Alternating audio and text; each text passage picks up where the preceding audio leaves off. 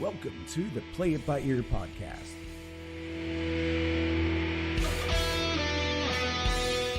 The podcast where the topics may vary because, hey, we play it by ear. And now your hosts, Eric Fiskus, Brady Liming, and Todd Griffin.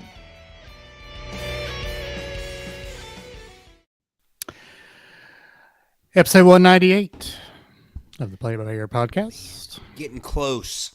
It's getting very close. It's getting sultry. Okay. It's getting kind of funky. It's getting funky up in here. It's getting kind of funky. You were saying, Brady? I say the funk has been brought in. I was speaking of getting closer to it. Can we start off by saying thank you to everybody because we finally got over the 1,000 mark in followers? Oh, yeah. Bravo. Bravo. Nice. Bravissimo. I'll probably have a reaction here to... There it is. Yay to our earbuds. Thanks, buds.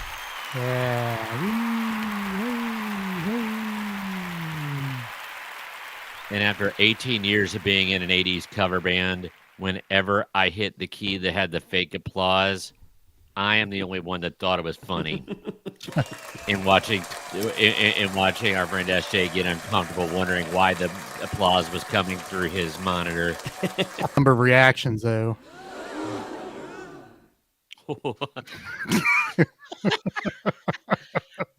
Would that have been when I allegedly said the forbidden word? Yes. That should go back and put in some You ready? refinements on that episode. Cue it Say up. it. Ready, Eric? Yeah. Fudge.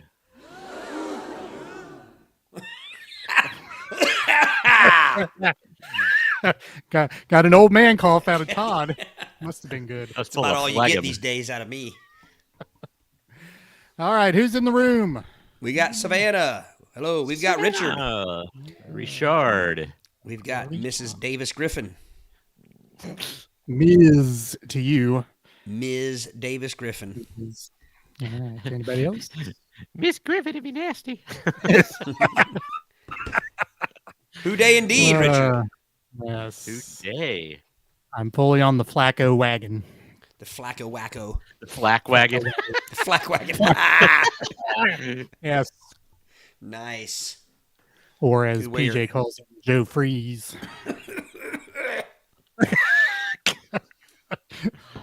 Would you take a shot there, Grandpa? I've had a cold. Fairbairn and his grandpa. How many episodes in a row can we go down a Fairbairn rabbit hole before we even get into a topic? was Fairbairn speaking in that video you just played us? I think so. Oh, man. All right. We have some previous business from the episode 197, I believe. We have a tourney to continue on with. Is that right? Yes. Hello, Rory. Hello, Rory and Samantha. Are you out there Rory. watching? We're waving at you, bud. And Samantha. John Brown. Hello, John. All right. So before we get into the rest of our tournament, easy. Easy does it. What was that? I turned my phone on. It was playing the video we were watching before we started. Full volume. Gotta watch that. You gotta be careful. Hey, Eric, you're going to have to hit the button. Hold on.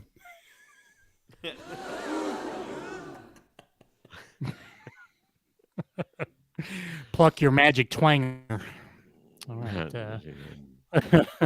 We're on Facebook, X, and Instagrams. You can listen and watch on YouTube's, Spotify's, Apple Podcasts, Twitch, Twitch. Rumble, And other and things on the interwebs. iHeartRadio and the iHeartRadio app. And we're also on a platform called Kick, which I believe is kind of a Twitch clone, kind of video gamer people are on there. So Gotcha. All right, Todd. I don't know no Twitch. No Twitch. All right, Todd. You continuing onward, forward, Yes, I am. So this is a bracket. This is the first one of I think in history of the Play It by Ear podcast that is customized. It's our own. I mean, we didn't come up with the we didn't come up with the content, but we did come up with the bracket, and Mr. Fiscus himself seeded it. Which we've sod. It has been sod, which we find that it keeps his dander, slicked back when he seeds it himself. It doesn't get his dander up near as much. So that's what right. This is a 16 team. Put some Brill cream on that dander. His dander is in repose. This is a 16 team single elimination tournament, and the topic is, or the content in the tournament is, worst chores. And it's another one of those, we like to kind of throw the brackets on their ear and do the worst instead of the best. Right. So remember, when you're voting for the worst. So, Eric, you want to explain that maybe a little bit? Yeah, so a reminder, your choices may be both distasteful. Matter of fact, the entire bracket should consist of things that are at some level distasteful. Now, however, you have to choose the most distasteful of the two. Yeah. So that's, and I will not vote once again because I seeded the bracket. So my seeding will, kind of break any ties that may happen. Yes. Keep your seed to yourself, Eric. Because I'm a teacher and I like to model things. Here's an absurd example. So if the choices are a brisket sandwich or appendicitis, you're going with the one that you don't eat, the one that is the most distasteful. Now, the brisket sandwich is good, but the appendicitis would obviously be the least palatable of them. So you want the one that's the worst. But you will not find anything that resembles a brisket sandwich on this bracket. Correct. Because everything is tasteful. Maybe a feces sandwich, but not a brisket sandwich. Feces. Hello, Chris, the historian. Historian is with us. Gentleman Schmiddleman. Yes. John, I believe John checked in. Yes, with a green smiley face. No, that John. Another John too, Mr. John Esper, and yes, Mr. Michael Griffin. What a last name! Griffin. What a last name! No relation, by the way. Along with Jennifer. Let's see my qualifications. Yeah. As Demi Moore said in A Few Good Men, my qualifications are in your face. Right, and you can't handle the truth and all that other stuff. Right. Order a code red, why don't you? You're going to order a code red. Bar of soap in a sock. March to it. Josh Mike already has his vote in. Yes. These are chores, not songs, Josh. But you can listen to Friday while doing any of these chores. Which would make anything. Friday is a chore. Which would make eating a brisket sandwich distasteful. Yes. All right. So, should I go? Whoa. Hold on. Celia Griffin has not seen A Few Good Men. I tell you, man, I can't do anything with her. I thought Code Red was in Full Metal Jacket. No. Okay. No, that's what the whole debacle is in Few Good Men is who ordered the code red. Court case. Yeah. The bar of soap in a sock? Well, that is a code red, but I don't know if they use that terminology. I thought it was a code red, and they ordered a code red, and they whipped upon pile with their bars of soap. They did do that, and maybe they did, but the entire gist of the movie, A Few Good Men, was who ordered the code red, if anybody. Right. Well, someone did, but or were they acting on their own? I guess that was right issue. So it sounds like I got a date night coming. Yeah. You got to ask me nice, Todd. That's right. She's also never seen An Officer and a Gentleman, which is a great movie. Schmiddleman. And I don't think she's ever seen Rainman. What? No Raymond? Am I right about that? Showing scenes in and around our fair city of Cincinnati and has not seen it? Come on. Yeah. All right. It's Shall I go? time for the tournament. So I usually like to do a recap, if you will. So we had a number 1 seed cleaning gutters beat number 16 setting or clearing the dinner table. The number 8 seed cleaning toilets lost to the number 9 seed changing closets. Number 4 seed Christmas decorations defeated number 13 picking up dog shit.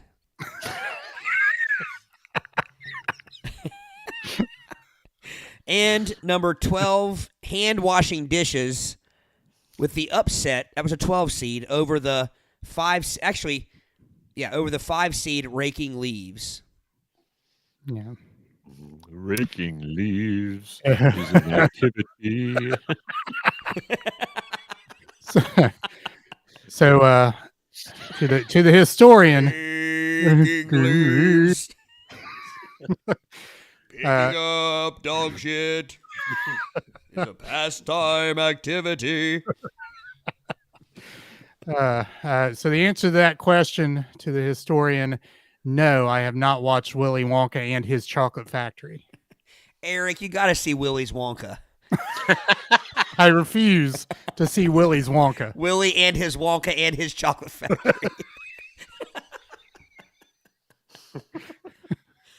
I think Willy. I think that was a different movie. That was a different version of it. I think Willy's Wonka is opposite his Chocolate Factory, isn't it? Milk, lemonade. Right.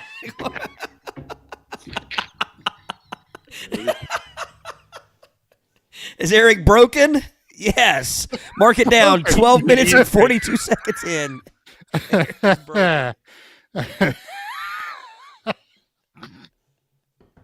I was waiting for one of you guys to finish it for me.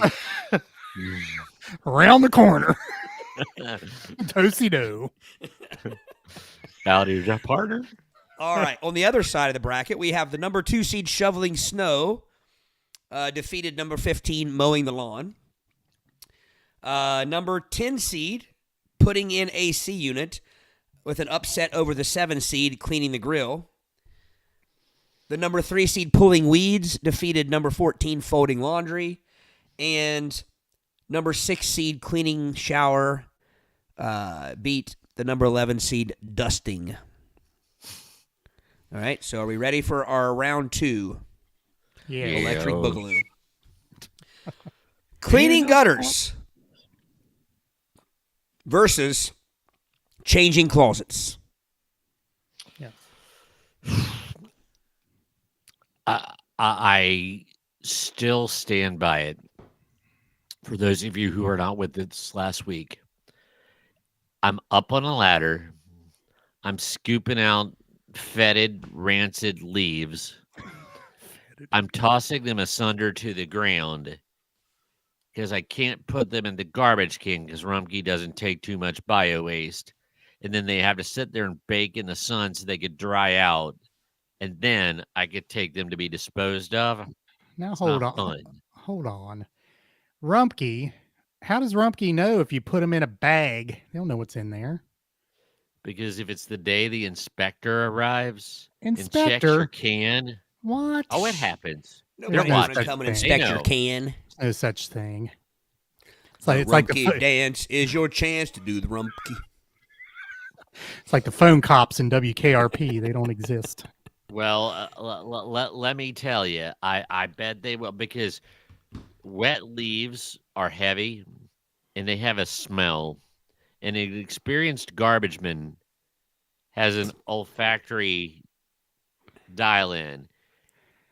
It would be my No. luck. I would argue the opposite. So would I. Being a garbage man would cause you to be moof. Well, but see, I'm not saying they're not moof. I'm just saying an unfamiliar odor. that they're not Salisbury's used to dealing moof. with.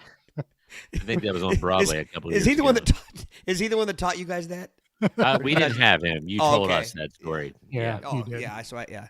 Salisbury's moof is what it will forever be known as. So should we? I don't know if the audience knows what moof is. Yeah. So Allegedly. I was taught by a fantastic science teacher in high school that moof meant you can't smell. And so I've spent my whole life thinking that was a real thing. But didn't we look it up and we couldn't find any evidence? Yeah. That yeah. I bet he is sitting watching this podcast in his retirement bliss saying, I got him good. Right. He's been saying every years. That's the only thing I remember from any class in school is that. Yeah, I would agree that with Eric that it either renders you moof or you're half moof to begin with to be able to even do it. But you got to be at least half moof. That's part of the job qualifications. Right. You can't have two working nostrils. So they bring you into the interview and they waft smells in front of you. Yeah, they just Waft with me. So I'm no mufologist, but I'm kind of thinking that I just know it would be my luck that they would check. I got no, I'm putting in quotation marks. I got called to the carpet. In other words, my refuse was rejected just a few weeks ago, where I had a 7-foot long PVC pipe that I won't bore you with the details where it came. It was just but I set it out for Rumpke to take to the dumpke, and it was rejected. You got to cut that thing in half, man. right, or even Now, thirds. I was told there was too much plastic. Because I also have where I took down the old play set because it was in disrepair, and I have a plastic slide, and I was told that can't go to the dump either. So I'm trying to figure out what to do with this plastic slide, and it's broken, so it can't be recycled. Well, let me ask you something. Go ahead. Hey, we're doing the plastic slide. Well, let me ask you something, Brady. Yes. I understand the plastic slide, but the leaves. Do you think they're going to open the bag and look in see the content of the bag and say that's leaves? I'm not bagging it. But if you're not bagging it, bag it. Yeah, well, it's going. See, that's not even going to take more space because there's a big bag in there with no heft. They're going to be suspicious. No, but okay, let's say worst case scenario. What do you think they're going to do? Are they going to scold you? Or are they going to leave it? They'll just leave it. That's the worst that'll happen. No, just leave it. And then you're back to square one. But you're back to square one at that point. Yeah, you take it and throw it in somebody else. Then you take it and throw it in somebody else's garbage. There you go. That would not be neighborly. I'll tell you what I was speaking of neighborly. I'll tell you what I was going to do with that big old piece of PVC pipe. It was going to be the wave motion gun of the potato gun. I was going to make it like one of those pumpkin. I was going to make a potato gun, but it's like a huge one. But then the neighbor, there was a house built in the lot behind me, and that's new. It used to be just an empty lot. So now I'm afraid I'm afraid I'll launch it through his front or his back door or something and go smash it through the window. Shut up. And anyway. And have a potato through your back door. I was going to say, you couldn't have teed that up any better, Brady. Gosh. Historian, mark that one down. Number one for Brady's comment and for our restraint. Right, Eric? We deserve something for that. Can you say that again and then have that sound? Go ahead, Brady. There is going to be a potato on his back porch. That's got to stay, Eric. That has to be a thing now. Oh, yeah. I forgot I had it. We should vote. What say you? What says you? Brady? Well, leaves, definitely. That's the worst. Gutters. Right? Yeah, that's what it was. Yeah. Mm-hmm. Gutters. Because it could be more than just leaves. It could be a dead frog. Could be a bird's nest. Right. You never know what you're reaching in with the mucky muck. It could be any kind of living thing in there. This is true. Josh Michael votes cleaning gutters. Todd, what was your vote?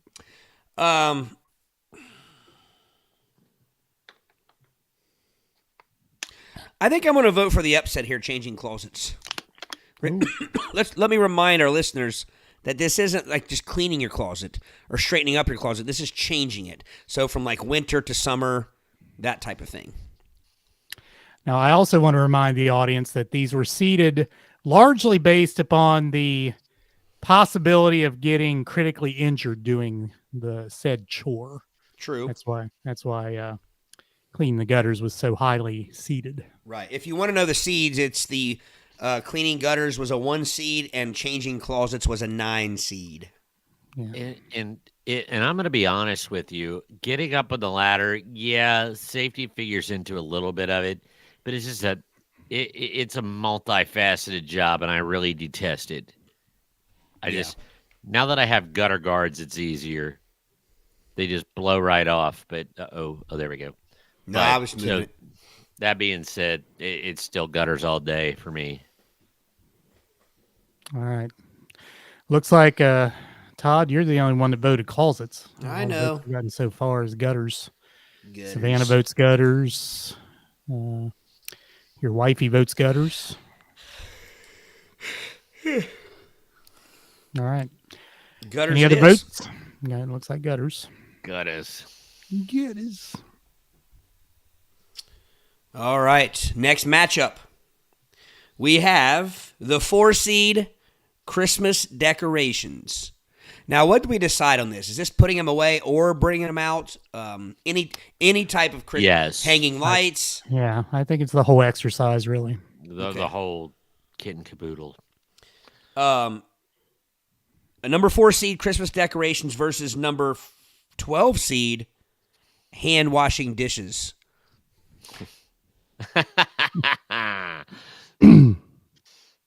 By the way, we got 2 other votes for gutters after we closed down the voting. Michael and Jennifer voted gutters. Can I start out with this one, or Todd, do you want to? You go ahead. Okay. So while I don't love Christmas decorating or tearing them down, particularly tearing them down, we do know that hand washing dishes is nasty, but it's over way faster. Way faster. It's full of nast, but it's quick. I don't know, man. It sticks with me for life.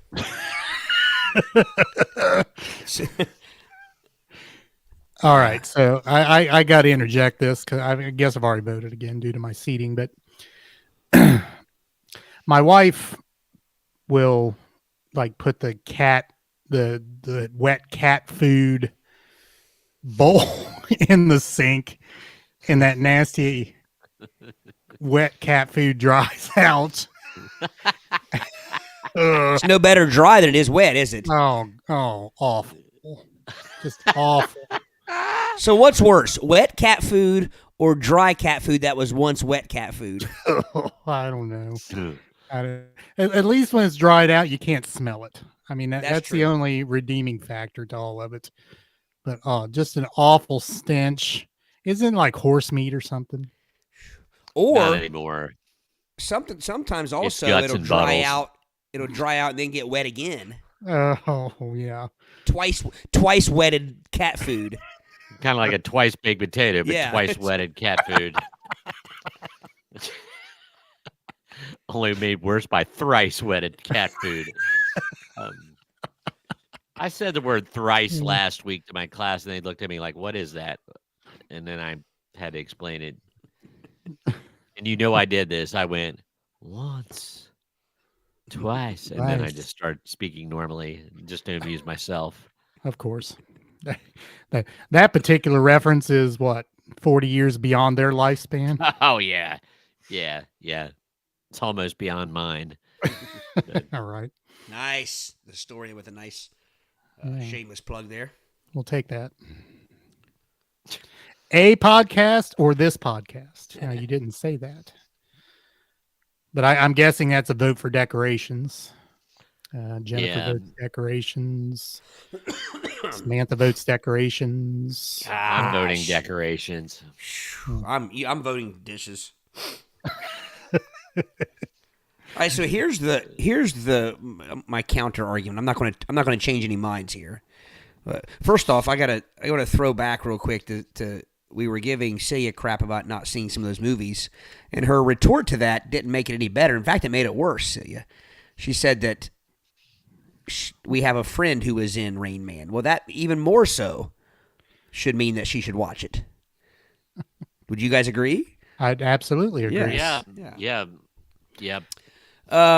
Celia, I think we said last time that it was either. So whichever one, I guess, you think is the worst of the... Your version of Decorations. Right. Yeah. But I see what she's saying. So because taking him down, you have the whole depression, the whole sadness of taking them down. Well, or putting him up. It's like, when you're putting him up, you have that to look... So definitely, I would rather put Decorations up than wash dishes with my hands. Well, and there's a little bit of excitement involved there, I guess, if you're into that sort of thing. Yeah, I mean, I said that backwards, though. Yeah. Yeah. But you're right. I mean, there's depression taking them down, I guess, for some people. Yeah. But I'm not a big decoration guy, but Becky is. So. Yeah. All right. So decorations and dishwashing, we have a split vote amongst the hosts here. Let's see. We've given 3 decorations votes here. Michael says Griffin. hand washing dishes. Thank you. See? Not related, though. The Griffin men are in sync. We don't decorate outside, so the decorations are all indoors, and the wife does. So since the wife does it, it's not distasteful to you. Yeah. So this is related, but have you ever had like gunk go down in the sink, and it goes down into the pee trap, and like that's what it's called, I think. But you mean the piss trap? No, I showed you a picture of a pee trap yesterday. Yeah. That I sent you. Yeah. Now I got to say what it was. So I'm at B Dubs. This is in Xenia. Walk in to use the urinal, and you walk in and you stand on a grate. So in case there's dribbling, I guess it goes down in the grate and then down a drain that's in the floor. I'd never seen such a thing. And all the women in the audience rejoiced because they claim that we pee on the floor on purpose because we don't have aim. But right. They do not know the mechanics of that. So. But speaking of pee trap, have you ever had food and gunk go down into it and you don't know it's there because maybe you didn't, whatever the offending former food was. And then a couple days later, I'm assuming, there's a stank that's coming out of the sink, and it's horrible, and you can't find it. It's like, what am I smelling? It smells like rotten food, and this head's a rotten food. And but it's there, and you kind of finally got to figure it out, and you figure out what it is. And that's a horrible. But it's kind of difficult to get rid of. Oh, plumbing stench is some of the worst. Yeah, just get down in there and fester. Yeah. Oh yeah, definitely a festering spot. That's a valid question, Jennifer. Why bother with the urinal? I probably should just right in the floor. Well, but here's the thing, Jennifer. At that point, it would be against Eric's. It would. Eric has a policy where he doesn't urinate into troughs and other that's a fact. Like apparatus. So he would pee in it. If there wasn't a wall close by, which there will be, I mean, we've stated all along that, if you're in a wide open 3-acre field and there is one light pole, that's where you're going to go because you had to pee onto something, because if there's nothing around, you can't go. Right. So that grate better be close to a wall to give you some kind of comfort there. Now you got me on troughs. Have you been in places where like you're facing another guy in the trough? Like No. it's a two-sided trough. I don't frequent Well, those. no, there's a places. I know what Eric's saying. You're not like facing. There's a trough between you. Like it's not just you got your, Right. yeah. But you're not. but you're peeing in the trough in different directions. Yeah, I just wanted to. Yeah, but it's not like you know how they have those like hand washing stations outside a porta potty. Sometimes it's like a circle. It's not like that. It's not like somebody's on the other side and you're looking right at them urinating. They have something they're peeing into as well, right, Eric? No, Oh my gosh! What an I've been awkward situation. in a trough betwixt two people facing each other, where I've seen it. I will not use One such trough? a thing. Like One a trough. bovine water dish, like a Yes. So, Yes. okay, if I may, I'm gonna I use my water bottle. Okay, so let's pretend we're at bird's eye view. So it's the same trough, but there's one whizzer here and one whizzer here. They're Correct. facing each other, relieving themselves into the same trough Yes. unit. Yes.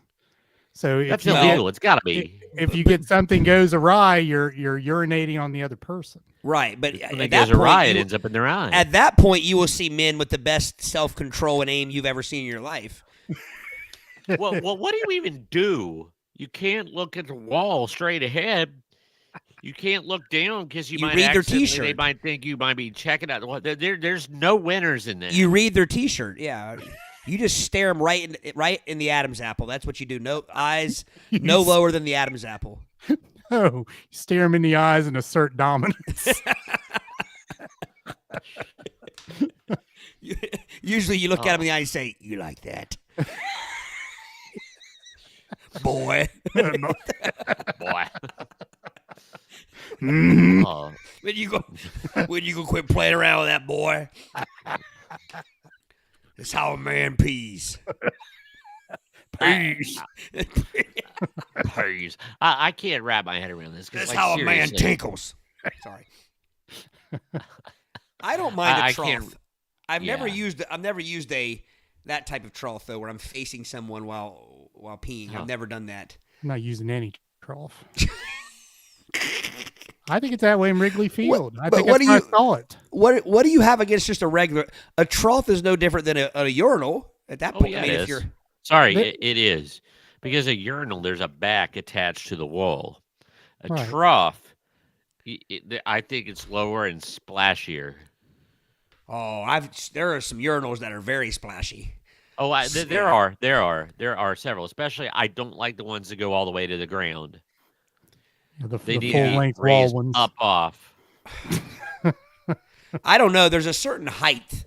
There's somebody out there. I don't know who they are, but they need to get out of business. That are hanging urinals too low. Well, there's the And I'm not talking the one. I'm child-size not talking about one. the child. I'm talking about the regular Okay. adult one. I've also ran into as a short guy. I've ran into the occasional urinal that's hanging too high. Oh yeah, yeah. Then you just have to step back into the rainbow arch.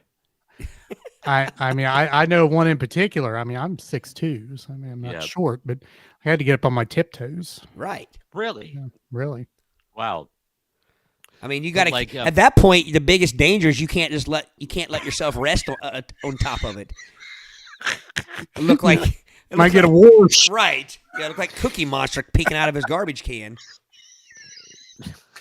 That's Oscar, dude. Or Oscar. That's what I meant. Yeah.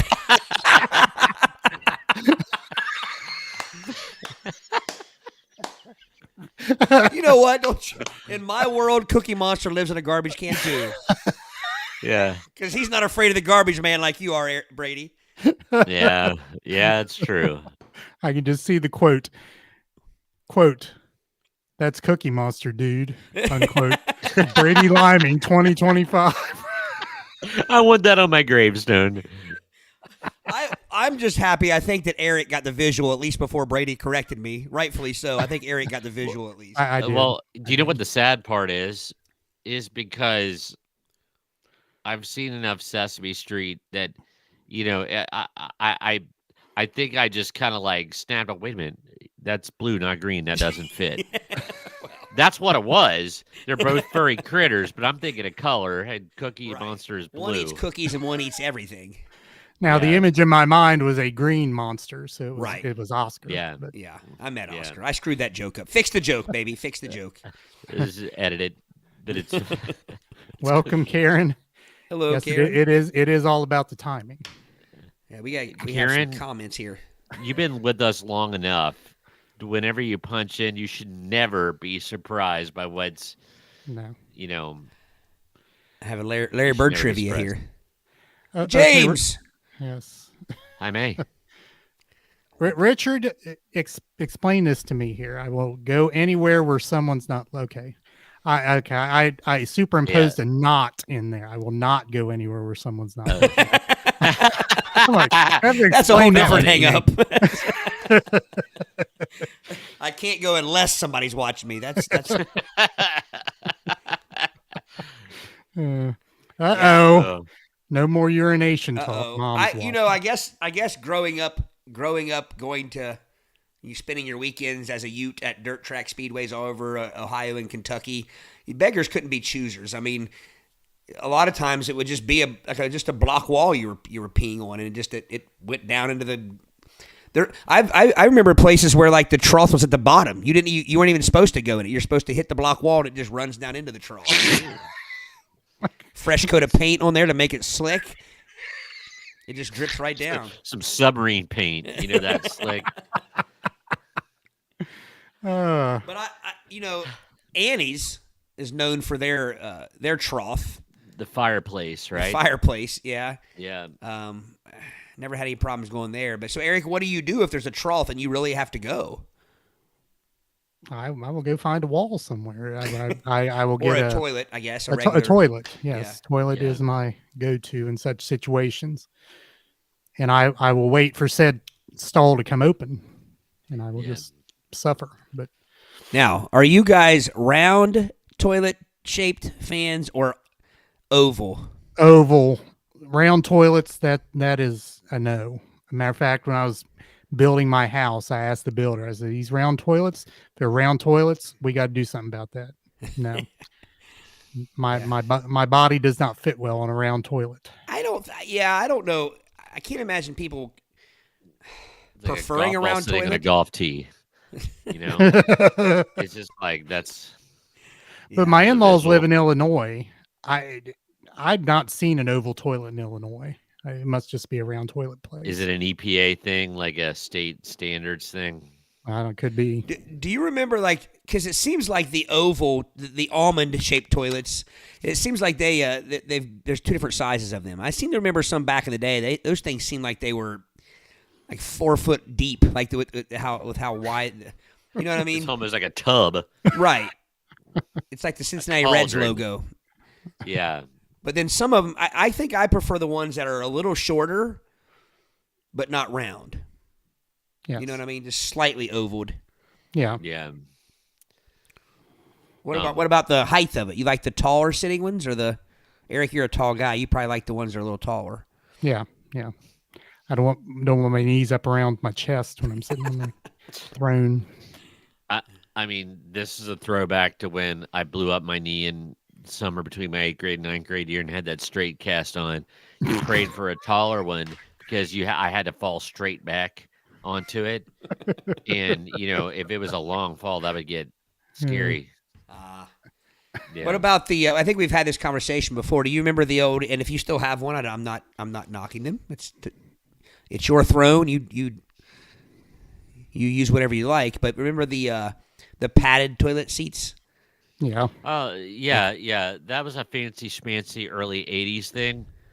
But then the reason those failed, and it wasn't because of the comfort, but the naga hide or whatever was on top of them. Once those got cracked from wear and tear, yes, they would pinch. Oh yeah, the back of your leg meat, and it would So that's what got that. Well, I'm not talking about the back of your leg meat. I mean, any meat that got near the crack in those things was in trouble.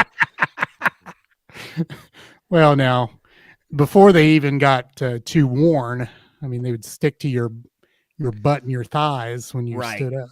Right. You stand up and you about rip the entire ripping hide off the back of your legs, or the whole, or you rip the toilet seat off them. You'll break the plastic bolts in the back of the toilet seat.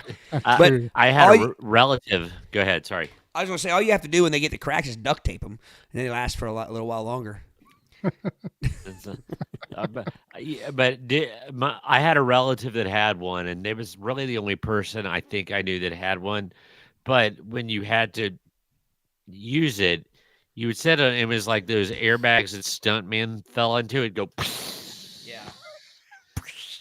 like a pneumatic thing. Well, we had them in our house. I'm not. I don't. It wasn't like a. It wasn't a myth to us. I mean, we had them. It's just I don't know at what point we had them and then did away with them. It seems like my parents had them even after I moved out. But were yeah, they avocado green? Because the only ones No. I ever remember were avocado green and powder blue. No, they were. You know, I remember my grandma having the blue toilet, Yeah. like the Smurf throne. Yes. But no, they were white. You just like you said, you gotta be careful. You gotta change them out when they get the split. So can Yeah. you get it? Can you get an off-color toilet anymore, or can you just get them in white and cream? Black.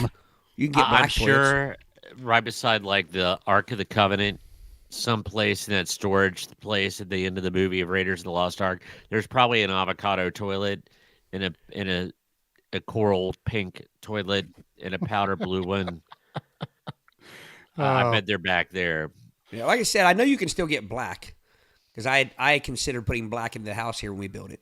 My parents had a Pepto-Bismol colored fuzzy toilet seat cover too. Oh yeah, well you had to have the whole matching set: the toilet seat cover, the rug at your feet, and then the tank dress. Tank dress. Now you know why the rug around the feet never worked. That Right. didn't last. Like Oh, yeah. Right. Pissing all over it. Yeah. Anybody that had a rug around the bottom, when you picked it up, the rubber sticky stuff on the bottom was all stained yellow. Ew. Well, It's true. the toilet tank shag anemone. That like it was the high pot, like where it looked shaggy. You know what I'm talking about? It was like a toilet tank cover, but it Yeah, was that's what shaggy. I said the tank Yeah. dress. Oh, Yeah. tank dress. Okay. Yeah. Yeah, it was like a strapless dress on the Yeah. tank. Yeah.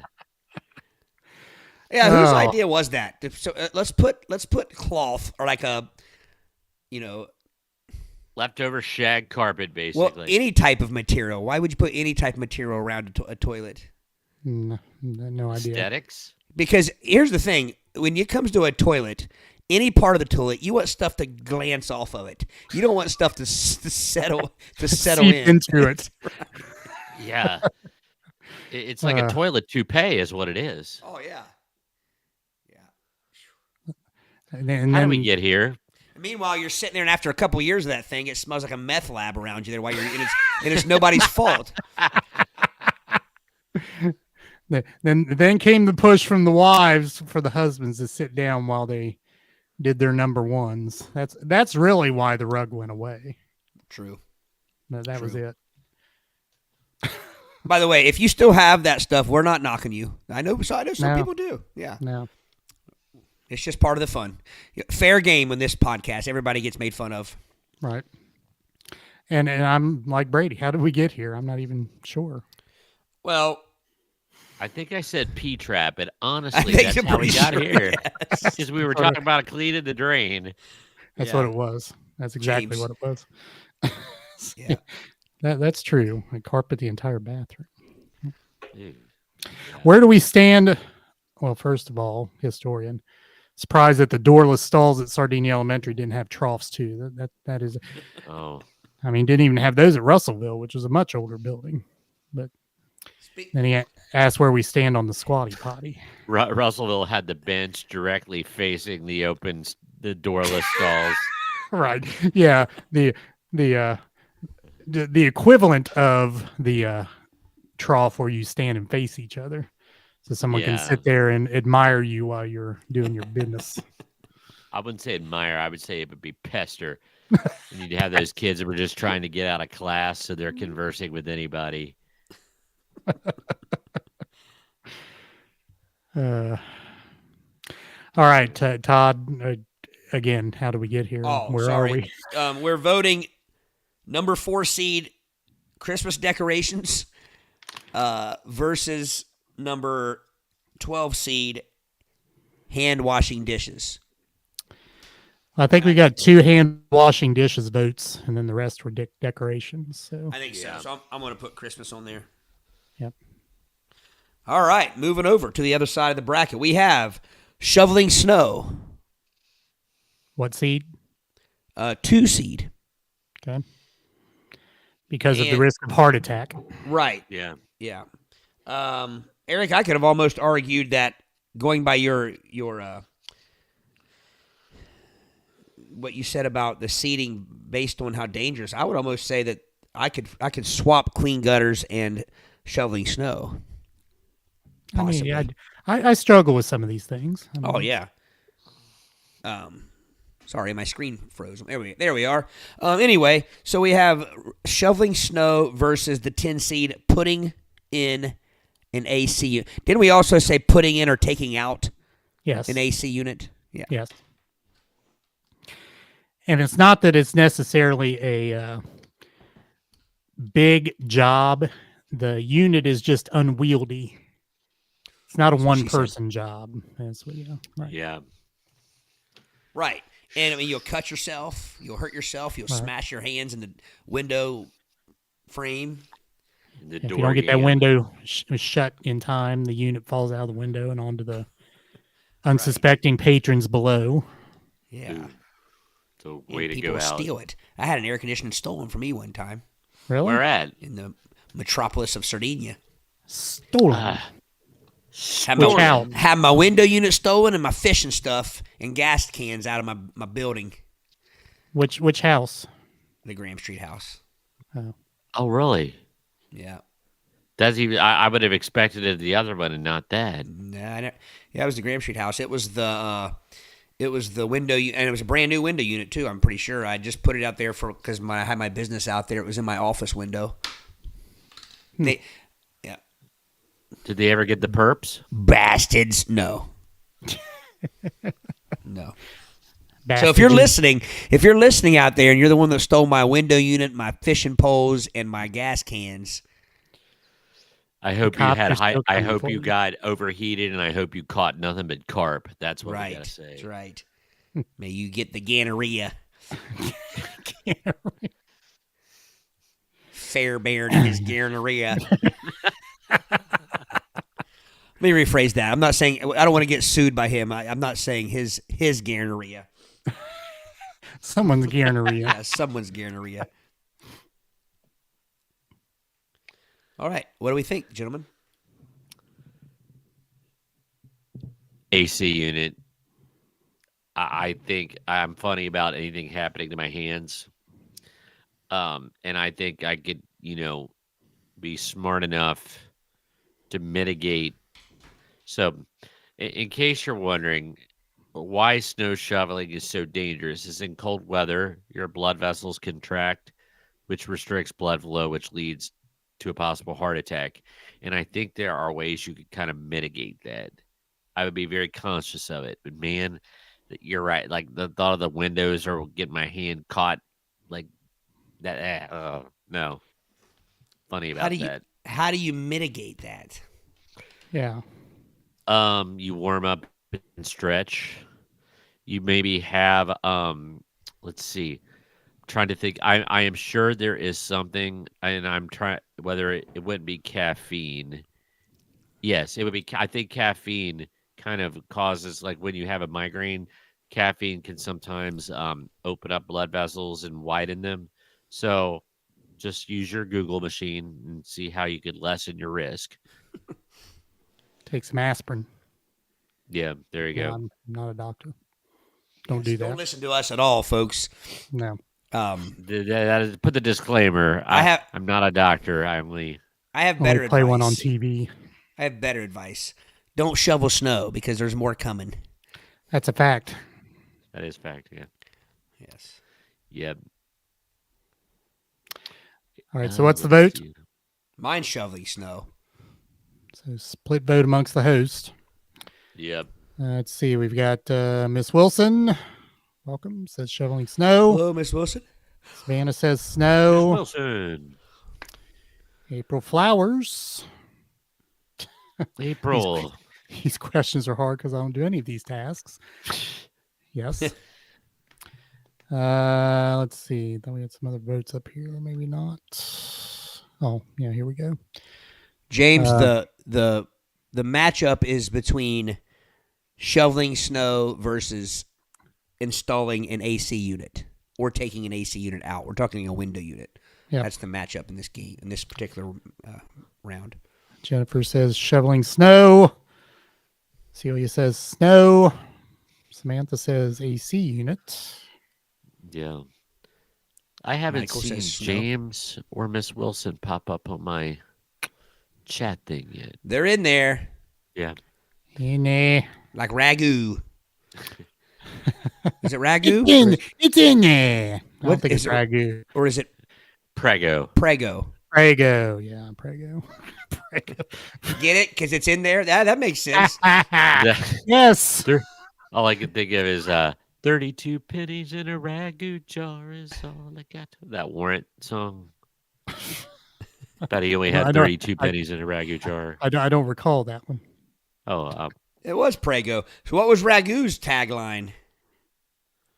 that's That's Italian. Italian. No, it's not. It's ragu. Rangoon. Jim says air conditioning unit. James, I just caught that. She said I don't do any of those tasks. And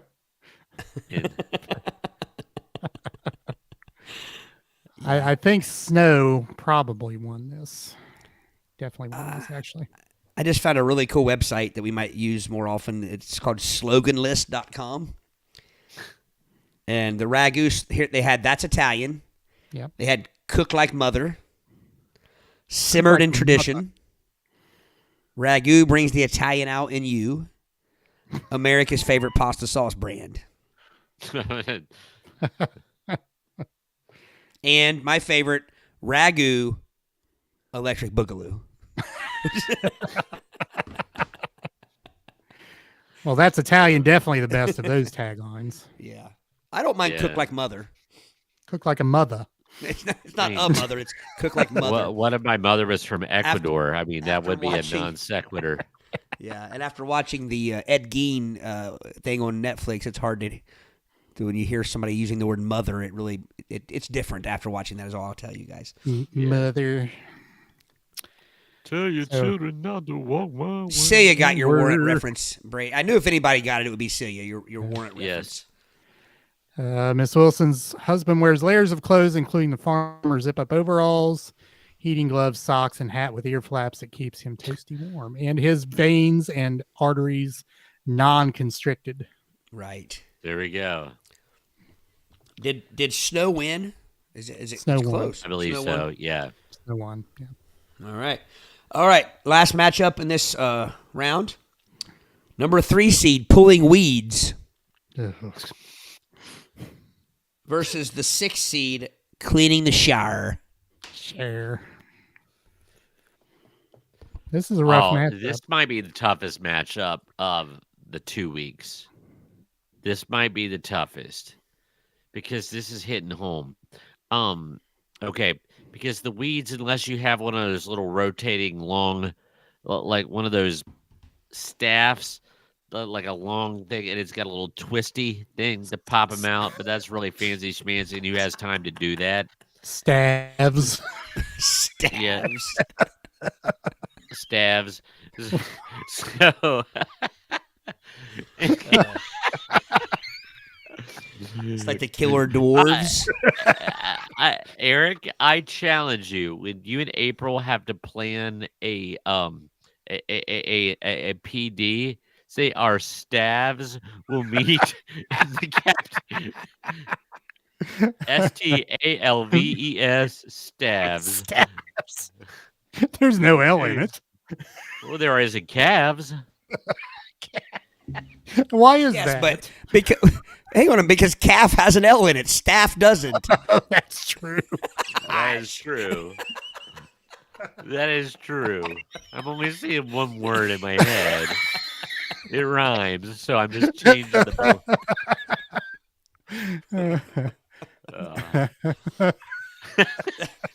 That's the quickest answer. And just Have and half because half has an L in it. Yes. Yeah. Yeah. So did my argument. So Yes. but- The email will be our staffs have to be outside by 12:15 on Friday Oh. because the governor's coming. You spell that Ooh. STAFVES. Yes. Staffs. Staffs. The only thing, Staffs. whoever Staffs. writes it, April or Eric, please forward it to me so I can have it for posterity. Yeah, the governor's coming. Really? The governor. The governor, he's always at your school. The governor. What the hell's up with that? I don't know. Got a phone call 10:40 on Monday morning from the liaison of the region, and she says, "Well, I guess the governor's coming to your school on Friday." I said, "Well, that's news to me." And then Make So the way governor's for the coming. governor. the governor, You should have been like, did he ask me for permission? and I'm It going all to go. goes to me. Have you had your BCI check? I'm going to go up to him, shake his hand, and say, "Hello, governor." That's what I'll do.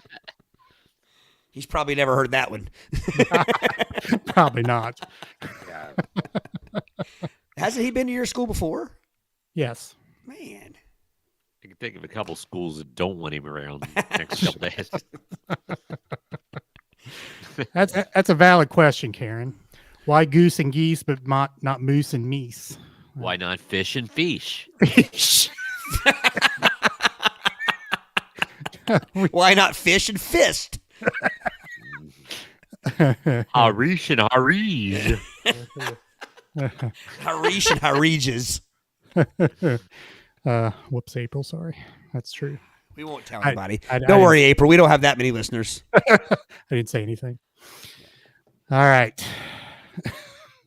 Gonna need it. Oh, Karen.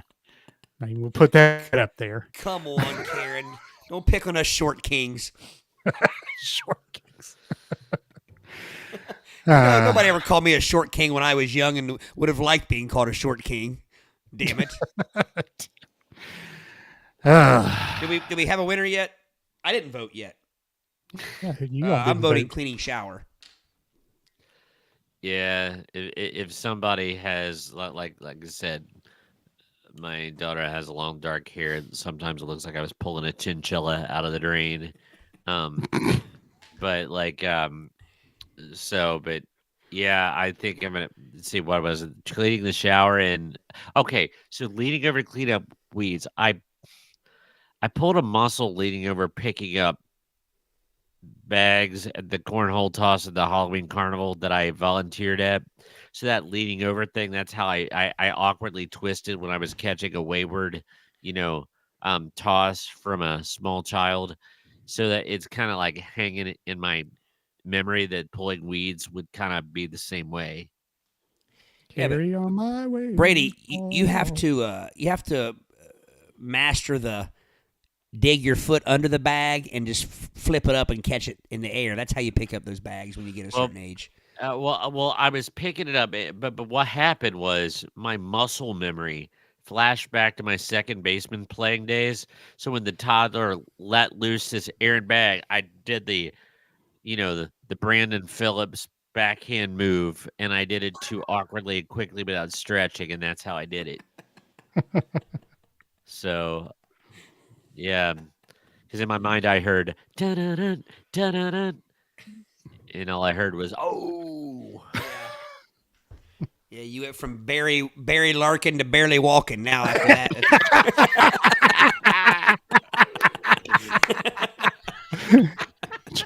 Bravo! Thank you. Bravissimo.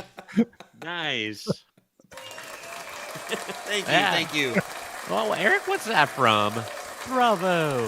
Bravo! Bravissimo. Phantom of the Opera. That's it. Thank you. Yes. Thank you. Do we have a winner of this round? Samantha says weed. Weed. Let's see. Anybody else vote? Savannah says weeds. Jennifer says weeds. Definitely words of wisdom right there. Yeah, Got to that's right. stretch before the PTO carnival. Yeah. See, back in our day, our fall carnivals, you definitely had to stretch because the damn haunted house characters would come to the fall carnival and drag you out of there if you weren't careful. So you that's a definitely had to fact. be ready. They come after you with a chainsaw. The good old days, yeah. I was talk about our Halloween carnival with the passing of Ace Frehley. I distinctly remember first grade. I had my face painted like Peter Criss. Because I couldn't tell you one Kiss song, but I liked the comic bookishness intrigued me back then. So, but what was funny was Mom took me to Sunday school the next day, and the outline didn't come off, so I had to go to church, and I had outlines of my Kiss paint still on. Was Cat Peter whiskers. Peter Criss was the cat, right? Yeah. Yeah, the drum. Yeah. Okay, well, Brady, you've always been a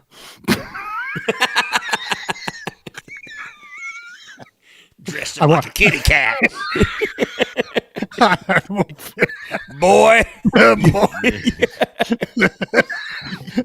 You going to stand there and meow or you going to pee? I'm keeping score on that. There will be a boomerang action at some point. probably. I count on it. Yeah. All right. You routed them off, Eric, but I forgot already. They're all weeds. All weeds? Yeah. All right. So we are at 1 hour and 1 minute and 54 seconds. Yes. Do we finish it up or in the final four? I say we finish it. Yeah. I'd let's say do we it. finish it because we've discussed him. Let's just get to the winner. Yeah. Right.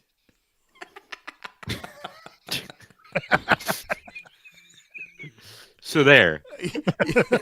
You remember saying that before you even knew what the hell it meant? Like as a kid. That's one of those idioms that you learn before you even know.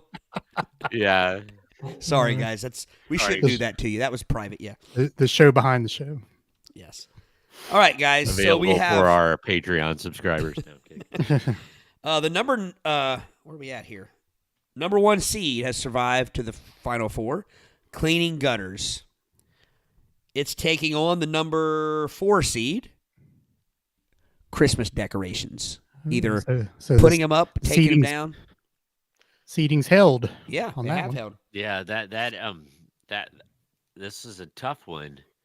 But I'm sorry, I'm still going gutters all day. I'm not being unimaginative. Just not gonna repeat myself. I hate it. Hated doing it. Hated Once doing you go gutters, there are no udders. it. Bull. I didn't mean those kind of udders. Yeah. I meant like hello mutta, hello fada type of udders. Here I am at Camp Granada. That's no udder. That's not milk. Actually,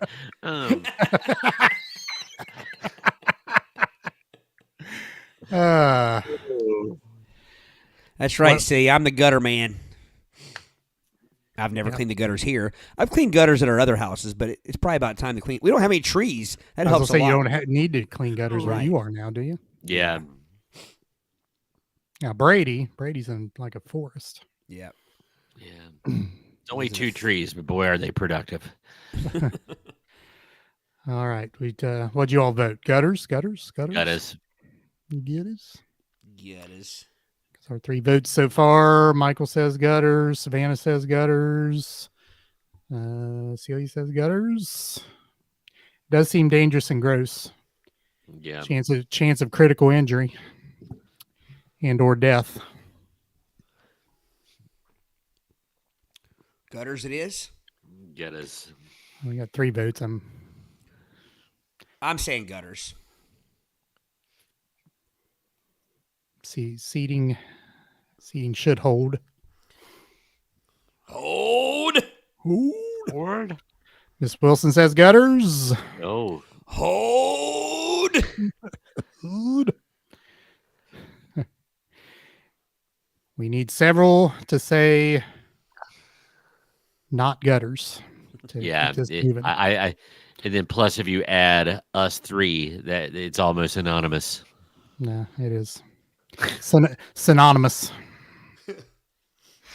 All All right, I wrote gutters. I'm writing gutters. Gutters. Everyone's in the Gutters. gutter. Like the All movie right. Colors, except gutters. Gutters. Gutters. Gutters. Snow versus weeds. It It's sounds tasteful like at different times of year. it also depends on the connotation. It sounds like an illegal contraband. Snow versus weed. Well, the weed part nor the snow part are illegal anymore. That's Right. true. Well, I guess the Wait, the snow part? the snow. I guess if you're talking like Miami Vice snow, Oh, that's still illegal. Yeah.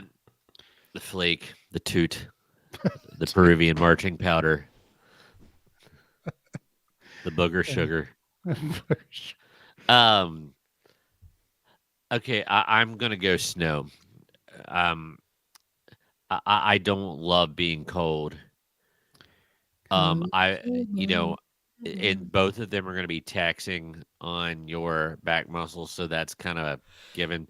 So I would rather be warm and toasty than frozen, and then I could also slip on the ice and fall. yeah. True that. True that. That might actually be the clincher. It would be very difficult for me to slip and fall while pulling weeds. Unless you're pulling on a hill. That's true. On an A incline, moist, damp Yes. incline. Or a decline. if you will. What do we think? Well, we can't pick yet because we have Eric's making a face of some kind. Samantha says weeds. Ooh. Yep. So if James loves snow and April loves weeds, then I'm guessing their vote would cancel each other out because James would pick weeds and April would pick snow. Correct. Am I reading that correctly? Well, That's a very complimentary switch Relationship. seasonal chores. Yeah. Yeah. So James would rather shovel than pull weeds, and April would rather pull weeds than shovel snow. Got it. So their vote, one vote each. this would be close.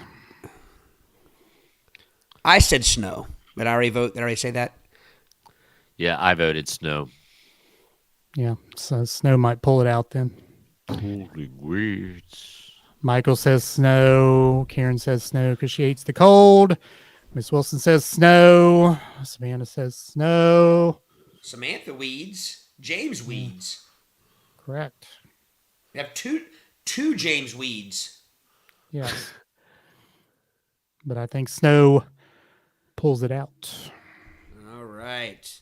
That would be much more fun to say weeds pulls it out. Snow shovels it out. All right, folks, we have our championship. Jennifer says snow. That seals the deal. Gutters, number 1 seed. And does this not make Eric look like a seeding genius versus number 2 maybe seed? he has earned the right to gripe about all the The seeding. seed master. That's Yes. right. Do not besmirch me for griping about seeds that these other fools put on the interwebs. This wouldn't be a show if there weren't besmirching. Yes. Number 1 seed cleaning gutters versus number 2 seed shoveling snow. To me, it's easy. Gutters. Brady and his fear of the man. And by the man, I don't mean the man that everybody else is afraid of. It's the garbage man. The Rumpky Dumpky man. Brady, I hated it. You have to tell us how the garbage man hurts you someday, man. I mean, it's... Yeah. Where are you hurt on the doll? No, it was, well, okay. There was another gutter incident which I've forgotten about because there was a blockage in the downspout and the water had kind of like pulled. So there's mosquitoes also. And mosquitoes Sears. love me like I'm gourmet.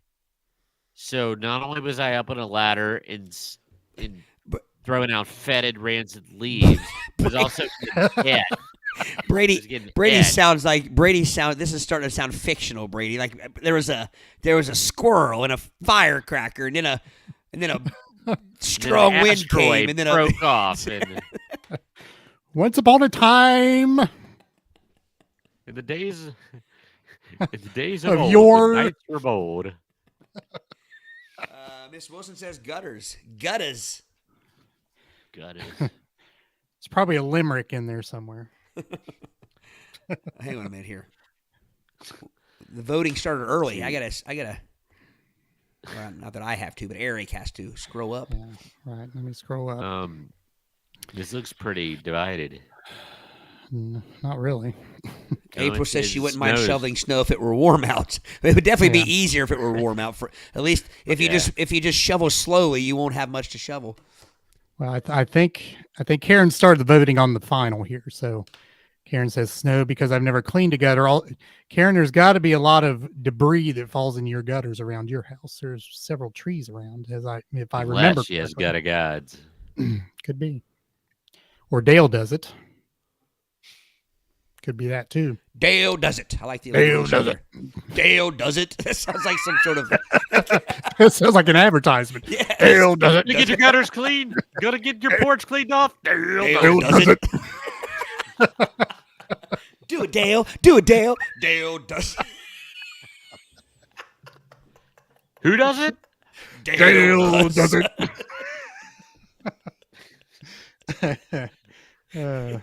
Don't do it, Dale. No, Dale does it. Do it, Dale. Do it, Dale. Don't do it, Dale. Sorry, I'm losing my mind here. That's why she married Paul, then she says. Man, another short joke. Karen, you're killing me. You're my birthday buddy. Miss Wilson says gutters. Michael says snow. Savannah says snow. Celia says snow because gutters is a once-a-year thing, maybe every other year. If you have a bad winter, you can be shoveling many times. No, in a you season, don't. or If you have a bad- or you don't shovel at all. Right. Yes. You had to You wait don't for the make your Saint bed? Bernard to come and get you with a little barrel under its chin. Some reason you don't rake your grass or make your bed. Or exactly. Meaningless exercises. April votes snow. James votes gutters. So We cross each other out again. the Jameses are in sync. Both say gutters. Yeah. And like I said, it's just because there's more than one factor. That's what makes the gutter cleaning. It's all the other stuff that piles on with it. Yeah, Todd, there does seem to be a similar theme to Karen's comments Right. tonight. Yeah, she's. I get it. Short kings aren't for everybody, Karen. Especially when Dale does it. Dale does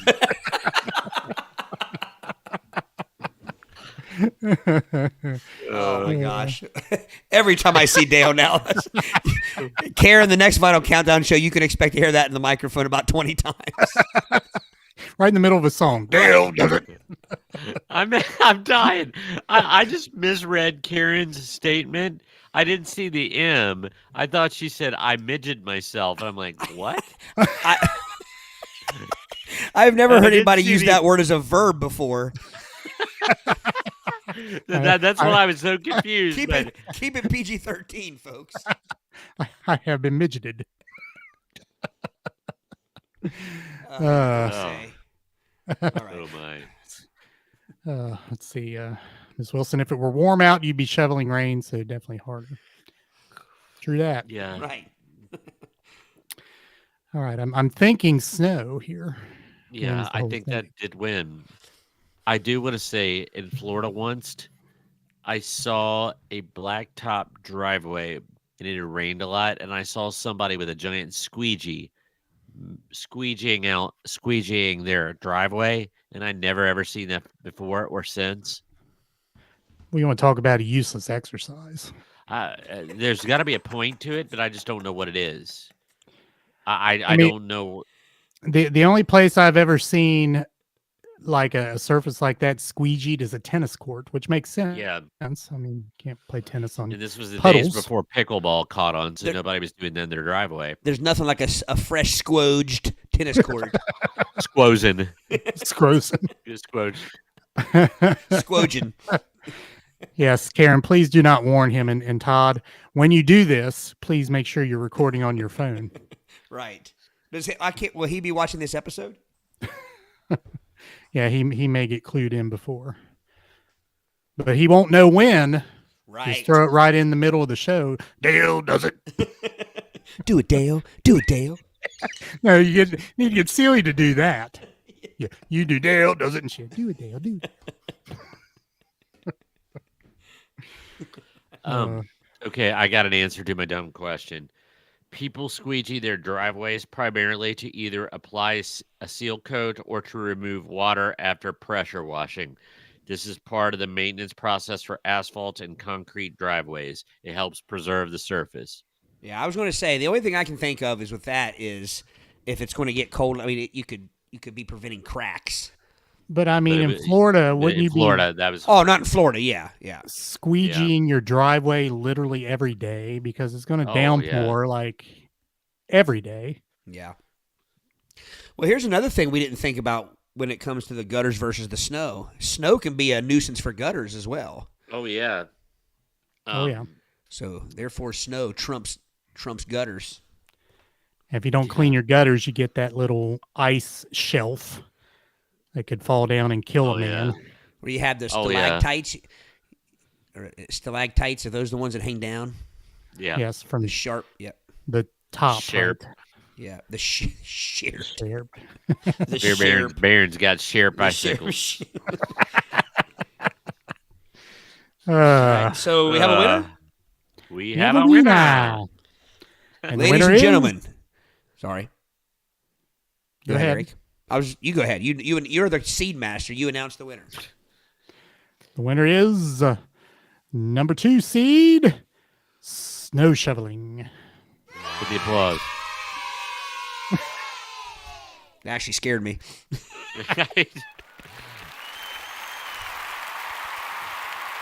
Bravo. The seed that he has sod has smoked the competition. Dale does it. Dale does it. Who's at work and he's not home because Dale does it. Do it, Dale. Do it, Dale.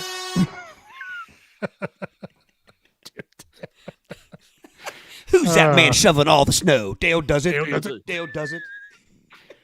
Who's that man cleaning the gutters? Dale does it. Dale does it. Who's casting that tall shadow? Dale does it. Dale does it. Well, Todd, your shadow. Todd. All right. All right. Remind everyone to visit our platforms as shown above our heads. All right.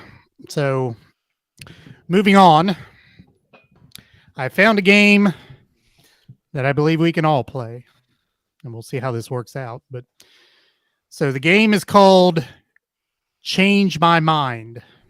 So you will need paper. You will need I will. You'll need your favorite Yes. treat. This is treat time. Correct. Or your use box, Use if you box will, Suckers. or your hug barrel.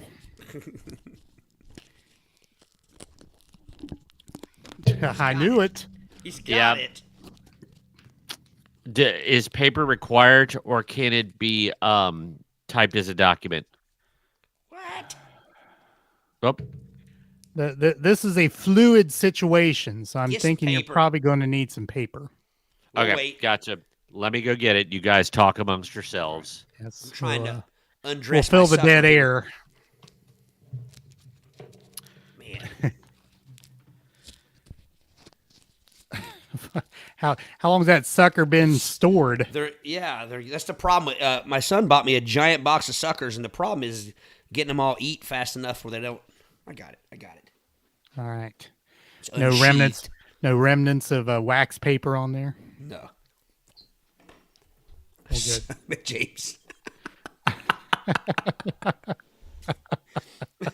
Again, we mean that in a noun, not a verb. Right. Those would be Capri Suns, wouldn't they?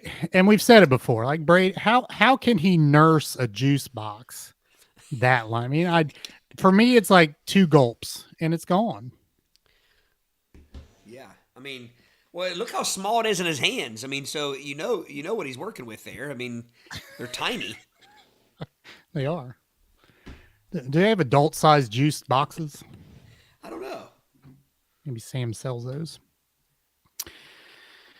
Holy cow, Brady! You making your own papyrus or what? Had to get his whittling knife out. Got to whittle yourself up a pencil. Actually, I heard his sneaker squeaking like I was at the Boston Gardens circa 1986. That's true. Sorry about that. The parquet floor. So say you're running so fast, your sneakers are squeaking. I'm booking it. Sound like your Converse weapons are working overtime there, Brady, on the parquet floor of the Boston Gardens. These are my Hoka Bondis. So April says yes, they do have adult-sized juice pouches in the wine section. Brady, do you nurse that one juice bottle or I whatever? don't doctor it. No, like, do you only have one there at your side? I have 2 bottles of water and I have 1 hug. Okay. And I'm out of my favorite flavor. I'm slumming it and doing the green one. I didn't know if it was green or yeller. Yeller. It's supposed to be kiwi strawberry, but it's just green. All right. So our game is called Change My Mind. So the gist of the game is, and I'll give you a practice round here. So one of us will be the ranker, the designated ranker. So I'll put this card up here. So I'm utilizing another camera. Okay. Got to mute that so we don't get a Okay. loop. All right. So you see the 5 choices there. Right. And the topic of these 5 choices is annoying AF. Okay. So the Annoying designated as ranker. Finland. Yes, annoying as Finland. Or Fizzleville or whatever you want to call that. But anyway. So those are the 5 choices. The designated ranker will say Brady is the designated ranker. I mean, just for practice here. Okay. So you can say out loud. All right. So these are the 5 things. You rank them from most annoying to least annoying. So Brady, Rank away. rank away. What say you? Okay. Most to least? Most to least. Oh, so the one I find most odious is going to go on the top. That is correct. Okay. 'Cause my camera there, when you pan out, it looks like everybody's got walleye vision. So while the designated ranker is ranking, we non-designated rankers are also ranking. Oh, So okay. all So 3 players would rank from most to least annoying. from most to least annoying. I got it. Here, wait, I do have one question. This is a practice one, right? Correct. Yeah. So here's my issue. So letter A applies to other people. B applies to other people. Yes. C applies to you, yourself. D Correct. applies to yourself, and E applies to yourself. So does that come into play at all? Like, I mean, No, it's just whatever you find most annoying to Yeah, you it's- personally. Yeah. Okay. This is personal ranking. So however you like.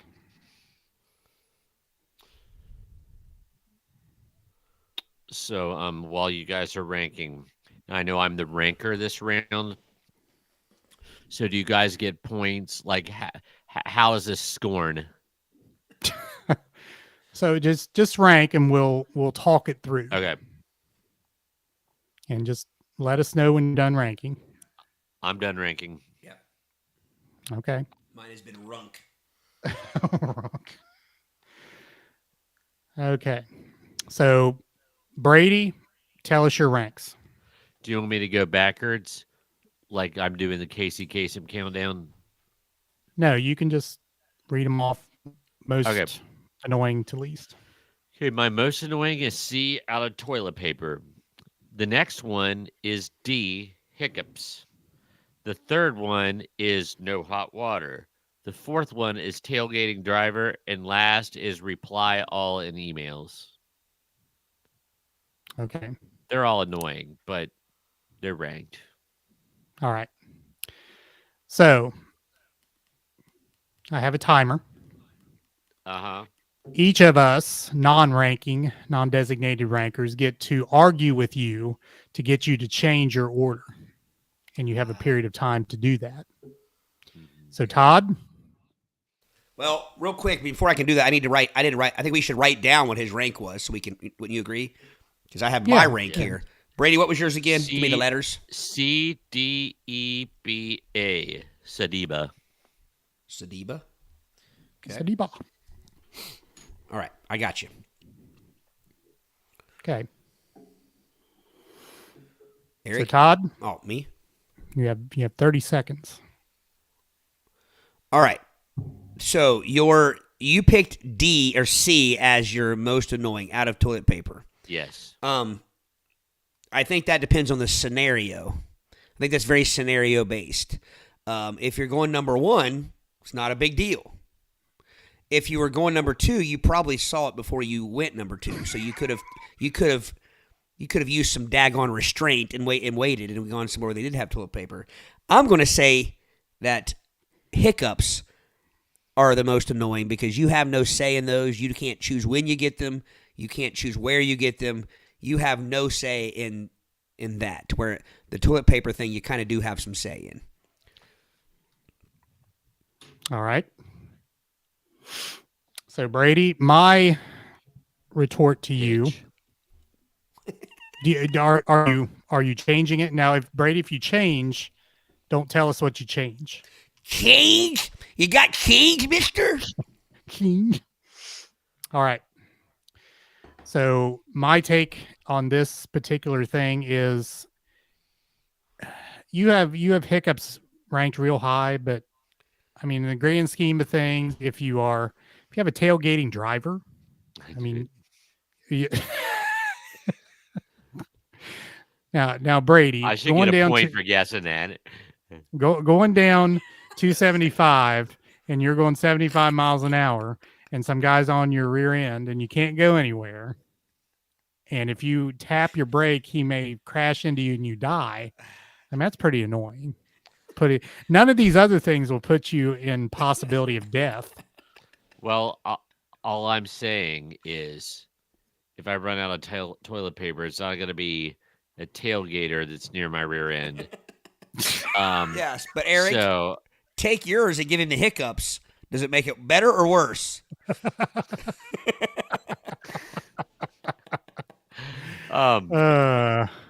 Eric, everybody knew you were going to pick tailgaters. By the way. Of course they do. You're not a fan of this show if you didn't know that.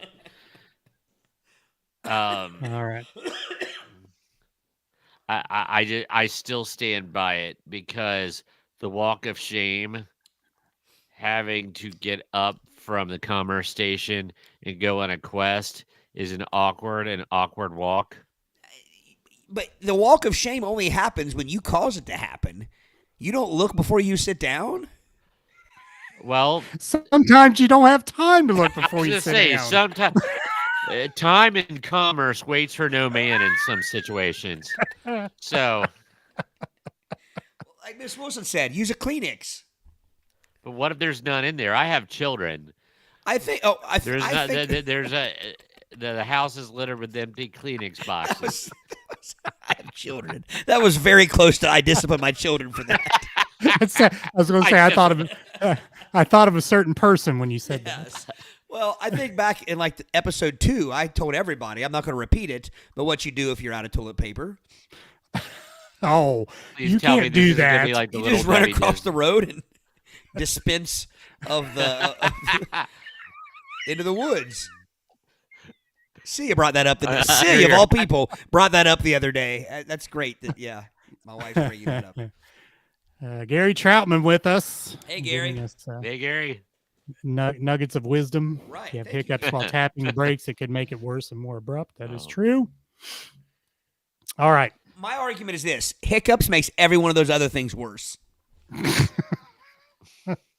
Well, it's true. I mean, are all those things going to be happening to you at the same time? Probably How does not. hiccups make no hot water worse? I think. I think Brady has no hot water rank too high. No, I do too. But Brady, all right, what- Brady. Can't you use cold water? Dude, no. No. I mean, What I do you guess mean, you ew? can, but anyway, I'm sorry. So are you asking me if I'm changing? No, I'm pretty steadfast in my beliefs here. It was that fast. Okay, Todd. Your rankings. How many did you match with Brady? None. Oh. Okay, so my rankings were B, C, E, A. So tailgating driver, out of toilet paper, no hot water, reply all in emails, and hiccups. I matched 1 with Brady. So I matched E. We both had that at number 3. And you matched none? None. So you had no hot water at number 3. You had it. You told me he had it ranked too high, but you had it ranked the same. Well, Now, I'm doing a it's not your job to change, is it? It's not your. no, it's round. not mine. No. Right. April racing stripe. I would argue that the race is going there. So, like, All right, so Todd, since I matched 1, you matched none, I get the point. Okay. Yeah. Wow. All right. Okay. So what would have happened if we would have convinced him to change his mind? Well, then it would have changed our matches probably. Okay. I see what you're doing. I'm I picking see up what you're you're putting cooking now. down. Yeah, right. Okay. So the All audience right. here, can they persuade well, it doesn't help us, but No. so they just Well, get to if- chime in and be funny. The audience well, gets to just Well, if the audience can change them and it helps us, it could help our ranking. Oh, yes. So, So the Brady, audience- make sure you read what the audience is saying. Yeah, Absolutely. the audience is a player in all this too. So Yeah. it's like everyone is participating here. Who was it that said they know how to get rid of hiccups? I do. Well, I know I have you a do. 75% cure rate. What, are you keeping track? Oh, I'm the hiccup whisperer. I Well, I would know- be I send know of- children from other I know of your classes. ways, Brady. I know of your ways, but my point is, none of wait. those work on yourself, do they? No, I never could get it to work on myself. And just like you can't tickle yourself, you can't get rid of Right. your own hiccups. Right. Actually, See, you can try. I always. Uh, You're supposed to hold your breath and swallow 3 times. That's one way. Or you press the swallow tip of your 3 times. press the man. I can't talk. Press the tip of your tongue onto the roof of your mouth. Yeah, don't work. Doesn't work. Miss Wilson says she do. How, Miss Wilson? Like on yourself? Is that true? Tell us how. I'll Or have if you to tell bring us, my do you have to kill child us? All right, we can move on. If she wants to tell us later. Oh, here we go. Or in. Gary says, Okay. Who's the ranker? Who's the ranker this time? 3 out of 4. Gary, I see your math joke there. I like that. Todd is the ranker. The 75% thing. See what Gary did there? Anywho. Okay, Todd, you are the designated ranker. Most annoying? Oh no, Oh. this is a ranking of cougars. Like, do I pick the most attractive cougar to me? Correct. Most attractive to least attractive. Well, I guess attractive. Attractive can be things that look, I guess, but But this is my opinion. that's your opinion. Okay.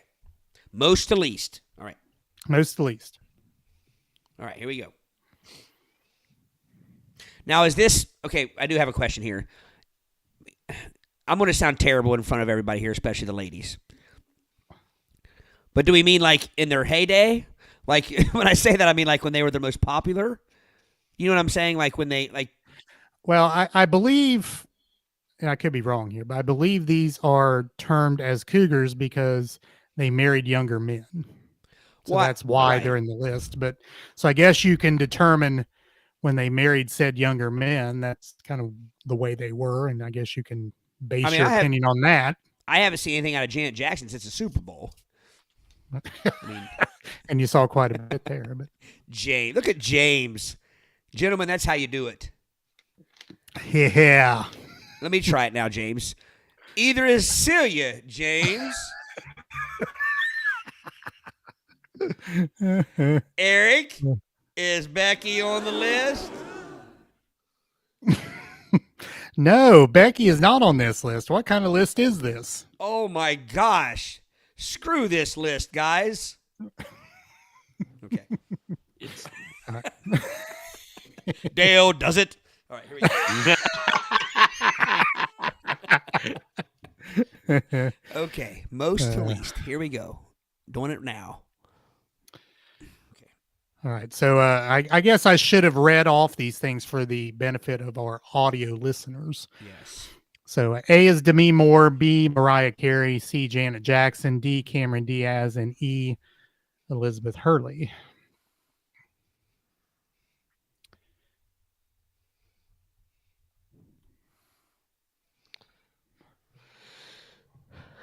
That makes you're a ma, Karen. That makes you a puma. Puma. Hang on a minute. I'm a cougar too. I'm 59 and Dale is only 55. Dale did it. Dale does it.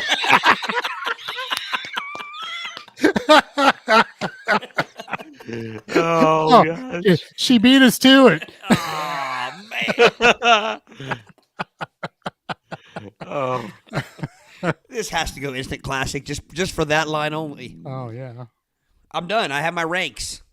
All right. Brady, would you like to persuade first or me? Well, Okay. Todd has to get his ranking. Yeah. Right. here's my ranking. Number 1, Demi Moore. Okay. Number 2, Cameron Diaz. Okay. Number 3, Elizabeth Hurley. Okay. Number 4, Miss Jackson, if you're nasty. Yeah, what his chances are coming up again tonight? Number 5, Mariah Carey.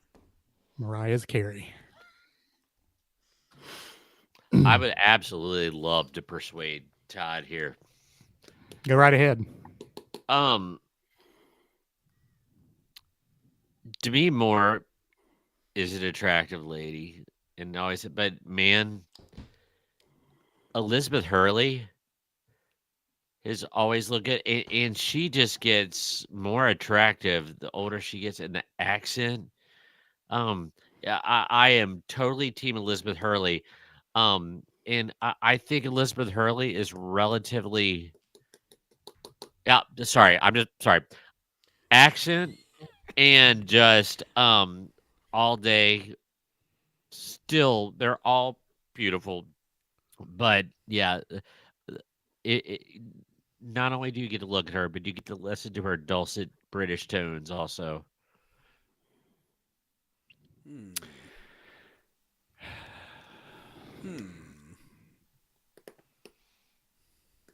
Okay. Are you ready? Right. Are you ready to hear the real argument now? Yeah. Yes. All right. So, as I stated, attractiveness comes beyond the physical looks. Yes. Cameron Diaz, as an actress, can do comedy, can do drama.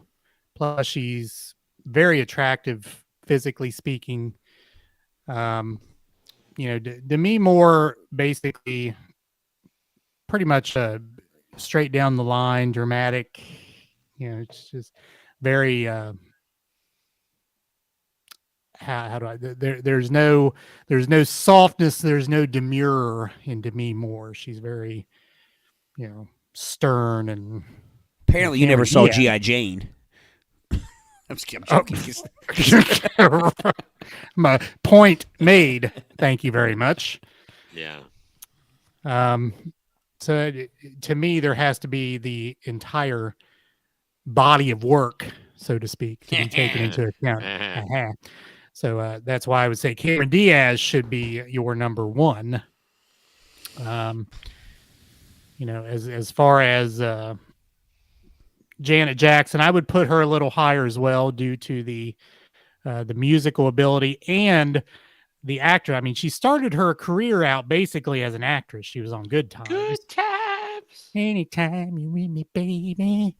Good times. Anytime you feel free. Good times. Ain't he Ricky Ricardo? So, yes, I would put Janet Jackson a little higher on your rankings as well in regard to that. Now, Brady with his accent, the accent is a off the grid sort of thing, but it does not hold up to these other things that we're talking about. Again, the body of work. Okay. Gotcha. See, I think the thing here, it's very hard as a guy. It's hard for me, and I'll admit this. It's hard for me to think of any of the people in this list beyond at the point where I maybe found, like where I had a crush or whatever you want to call them. You see what I mean? Yeah, absolutely. So with Cameron Diaz, I'm thinking The Mask. Yes. So if I'm going so Eric, I will agree with you in that it's not just about beauty.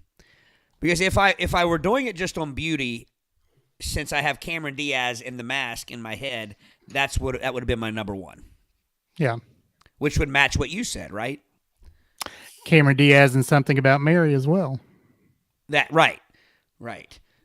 So it's weird because your argument to have me pick the person that you had first is actually what's making me keep Demi Moore first. Now, you don't know that I had Cameron Diaz. I thought you said you did. My bad. Well, because I'm going by because you mentioned how Cameron Diaz was kind of a jack of all trades as far as the ability. Right. I've always enjoyed Demi Moore. Like as far as I believe my crush on Demi Moore started in About Last Night. That movie. And I don't know. I just always kind of had I liked her style, her acting style. I liked everything about as far as her as a professional actor. So Brady, Elizabeth Hurley. Miss Kensington. If we're talking Celia, about yes. if we're talking about the acting talent, I definitely think that knocks Elizabeth Hurley down a few notches. I don't think she is a you know what I'm going by Eric's argument. Thespian. I also disagree if we talk about now, and this is going to sound terrible again. I'm not. Why'd I have to get this one? I'm going to get canceled and everything else. I am not winning any beauty contests, so I speak as I recently saw Elizabeth Hurley, and I don't think that Elizabeth Hurley is aging as well as Demi Moore is. Okay. So that's all I'm going to say. Yeah. So did you switch That any sounds of your terrible. choices? Guys, I know that makes me sound like a piece of crap, but See, that's what I have just to go saw with. a picture of her.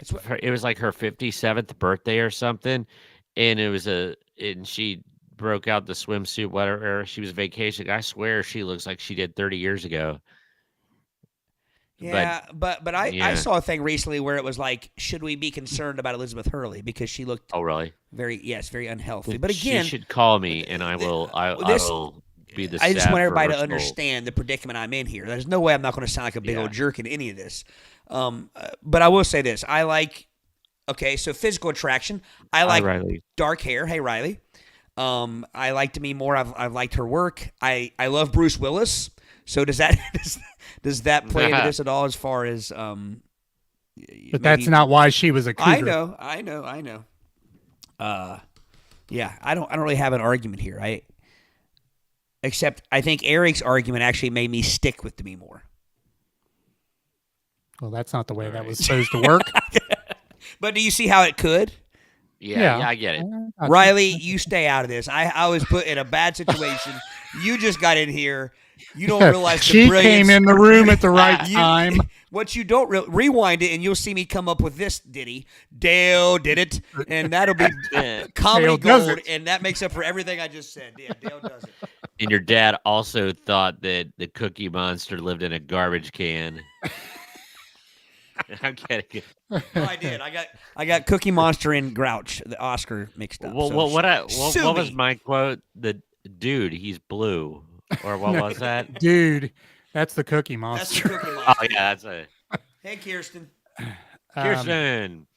All right, Todd, read your ranking again. So my ranking, and again, just if you just joined us, Riley and Kirsten, I had to rank these actresses, these entertainers from these cougars. Right, it's cougar. I had to rank them from most. What was it, Eric? Most attractive to least attractive. Attractive to least attractive. Get out of here, bots. Bat. Don't call me homie. So my ranking was, Demi Moore, Cameron Diaz, Elizabeth Hurley, Janet Jackson, Mariah Carey. Mine. If we're talking talent, Mariah Carey over all of them. Yeah. So Brady, do you match Todd in any of your rankings? Okay, my rankings went. I'm not gonna match many. My number one, it went Elizabeth Hurley, Cameron Diaz, Janet Jackson, Mariah. Who's Mariah Carey, and then Demi Moore's at the end for me. What? Yeah, I think I see G.I. Jane too. And once Eric said it, I think that's what did it. I really do. Oh, so you have a problem with a strong, independent woman, Brady. I see how you are. Are you saying that a woman... I'm just kidding. I know. I can't even keep a straight face, sorry. Yeah. I put Demi Moore last too, so... So, did we match any of them? Janet... Oh, I think we got Janet Jackson in the middle. No, I had Janet Jackson next to last. All right. Yeah. So, my rankings were Cameron Diaz, Mariah Carey, Janet Jackson, Elizabeth Hurley, and Demi Moore. I did not match Todd in any of them. What do you guys have against Demi Moore? Oh, G.I. Jane. And honestly, I think that's it. I forget about St. Elmo's Fire, and but it's the G.I. Jane thing. I think in her troubles with Ashton Kutcher. I heard she was in a movie called Striptease. Yeah, but with Burt Reynolds. You heard? Yeah, I heard. Burt Reynolds was awesome. Burt Reynolds is awesome. Yeah, is he alive? So Brady, I was afraid I'd see Burt Reynolds. Burt Reynolds. I don't think Burt Reynolds is alive still. No, he died. passed. Brady, did you match any? I did not. So what happens at that point? Nobody gets a point. Then I win. Gets a point. Yes. I got the point. Yeah, you do get the point. Circle gets the square. Yeah. Correct. Okay. By the way, audience, nobody chimed in that Riley did. Riley, Ghost. Thank you, Miss Wilson. Ghost, Brady. Oh, yeah. But once again, that negates. It's not that, it's just an image in my head, All right. I got a list of curse words here, but I can't put it up. Yeah. Confound it. Drat. Willigers. Phooey. Hokum.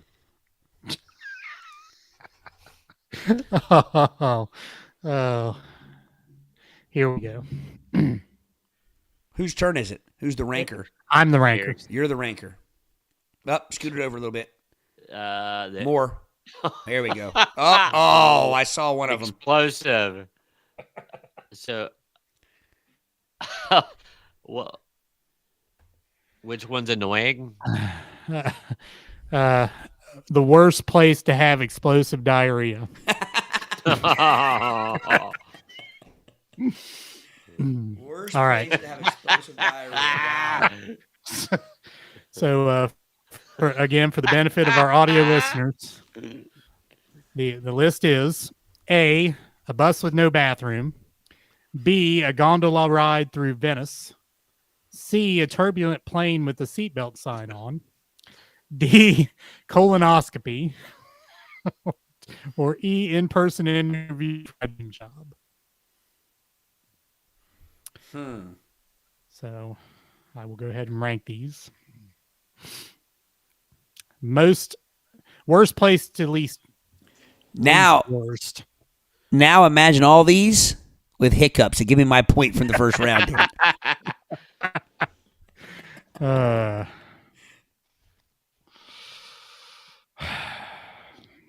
This is tough because there's a few of them that are very similar, you know? This is tough.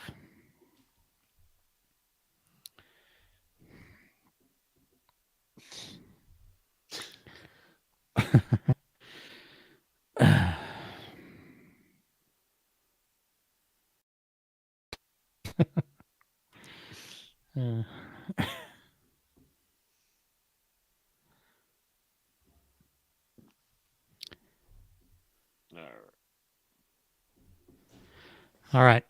I've ranked. I've got him. All right. Okay, my ranking. The worst place to have explosive diarrhea, in-person interview for my dream job. Next would be a bus with no bathroom. Thirdly would be a turbulent plane on. Fourth, a gondola ride through Venice. And the last would be a colonoscopy. Interesting. Who would like to argue first? I'll take it. Okay. I'll take it. Okay. Okay, Eric, you said interview for your dream job. Yes. And if you had a case of the Ranabis while you're like interviewing for your dream job, it would be disheartening. You might lose your dream job. But the thing is, you don't ever have to see that person again. You've conducted your accidental commerce and you could go home and never darken the door of that place again. But if you're on a turbulent plane with the seatbelt, when you're on the turbulent plane with the seatbelt sign on, and you have to unhook it and face an FAA restriction, and do the walk of shame all the way to the back or all the way to the front, and then proceed to shoehorn yourself into a minute airplane bathroom, and then worry about your intestines getting depressurized and sucked out by the can. Far worse. Don't threaten me with a good time. All right. Todd? Karen, we finally agree, Karen. I might be short, but I don't have a gallbladder either. So yes, I Brady doesn't either. Yes. I embraced my gallbladder-free lifestyle in 2008, I believe. So What? I would argue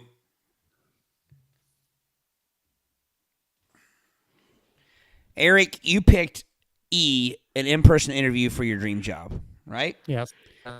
Okay. I would argue, kind of like Brady, that so you don't get the dream job, but you don't have to see the person again. Also, there's nothing that says you can't ask to be excused and go to the bathroom a few times. So while that might keep you from getting the job, because they might be like, well, you weren't even in the interview, and you had to keep going to the bathroom, so we couldn't learn much about you. At least you didn't mess yourself right there in front of the interviewer. You could ask to go to the bathroom. Some of these other situations, you can't really ask to go to the bathroom, or you can't. So I think that your number one should be much lower. The other side of that is the colonoscopy. You put that as last. I think maybe your thought was that you're kind of out of it. So what do you care if you're Jackson Pollocking the damn wall behind you? Like a party favor. But you do have to wake up at some point. And when you wake up and the whole room has had to change clothes and the place smells like a horse barn. A horse baron. Fair Baron's horse bear. and the doctor who used to have gray hair now is a brunette. When you have all these things, it's going to be, and not only that, but that is that's when you're going to make the biggest mess. You can't prod around down there and not be making a mess if you're in that condition. So I think you pick the messiest one as last, and one of the least messy ones is first. Okay. Yes, James, an Applebee's bathroom should be on this list somewhere. But anyway, inside joke.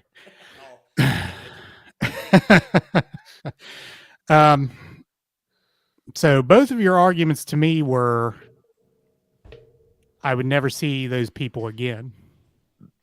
I don't have to see any of these people. That was only a part of my argument, though. I will say that. You are if you're traveling with your significant other and family on that plane. Well, and they know what you're doing too. Well, I would maintain my significant other is going to be with me in all these situations, except for my interview, that she would not be in there with me then. But she's not going to be there in the colonoscopy room either. Right. She's got a skill that I don't know about. Okay, so I put the colonoscopy last because what Karen said, if you prep properly for the colonoscopy, that will not be an issue. So, I mean, I don't even feel that that's a realistic choice. Whoa. Hang on. We have to use the text evidence. The text evidence says you have explosive diarrhea. So apparently you didn't prep properly, or you wouldn't have explosive diarrhea during the colonoscopy. He brings up a valid point, but I would not put myself in the situation of Jackson Pollocking the walls of the colonoscopy suite if I had not prepped properly. But you don't. But I'm saying you don't get to pick that. You have to go with what you've told me this before on these games. You can't change the card. The card says you have explosive diarrhea during the colonoscopy. The ranking is mine and mine alone, according to the rules of the game. So my ranking says I would have prepped properly. So the colonoscopy is the most unrealistic situation in these five. Well, then earlier I could have said I would have had dude wipes with me, and the running out of toilet paper wouldn't have been a problem because I keep a pocket full.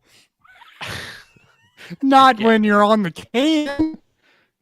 When I enter the can, your pockets are not. Don't tell me I enter the war unarmed, sir. I just want to go on record saying that, and I don't want to be a spoiler, but I put colonoscopy last too, because sorry guys, these people look at bottles for a living, and I'm out, and I don't care. Brady, that's an occupational hazard. No. Here's the deal, though. You can look at buttholes for a living. That doesn't mean you have to dodge them for a living. Yes, you are, because you're a gastroenterologist or proctologist. That's by essence of what you do. You're looking at broken bottles, so you have to expect that there will be something wrong. No. Okay, so hang on a minute. Whoa. Dale does it. So hang on a minute. I'm going to use Eric's argument to vanish Brady's pathetic attempt right there. Oh, Brady. If your job is to oversee colonoscopies, if they have prepared themselves correctly, you're not expecting explosive diarrhea all up in your face and your shield and everything else on your suit, on your white coat, which has a little windshield wiper on the shield.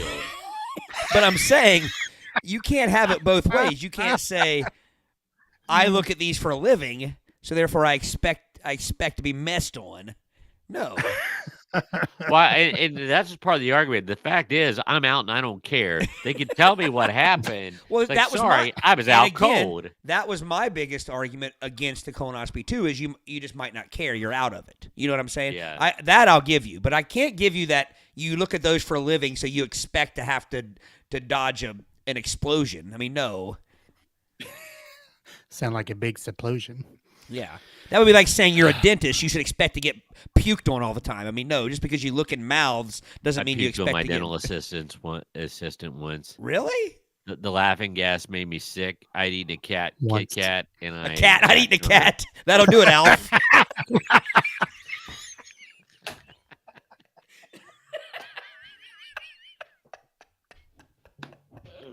Broken. Oh. All those elves out there. Oh. This is probably not a good game for those who are strong-willed like the three of us. I think we should just try to guess each other, like who matches up with who the most. Yeah. All right. Brady, how did you rank? By the way, your arguments didn't change any of my rankings, but Okay, my argument went C, the plane, A, the bus with no bathroom, E, dream interview, B, gondola through Venice because my brother-in-law said Venice was just that water was like sewer water anyway, and D, colonoscopy because I don't care. see, now the gondola thing to me was if I have a really bad situation, I'm just going to put it over the side and go to town because Thank you, Eric. I had that next to last because I said the same thing. You're in the dark, probably. It's a nice romantic ride. You just hang it over. Not anymore. You press ham. You press ham over the side, and you go. Yeah. All right, Todd, what was your ranking? Our way of thinking was exactly that right there. So I had D. I had the colonoscopies number 1. Oh, wow. Because I just can't help but think of how violent of a scene that would be. just scary and violent. Interestingly enough, I had A, bus with no bathroom, as second. We all had that as second. Yeah, we did. Yes. And I really don't know why, other than I'm riding through the desert in a bus with no throne. I had C, turbulent plane with the seatbelt on, as third, or seatbelt sign, no seatbelt sign. I had in-person interview for my dream job next, and last I had gondola ride through Venice. Yeah. Gondola, Gondola. eBay.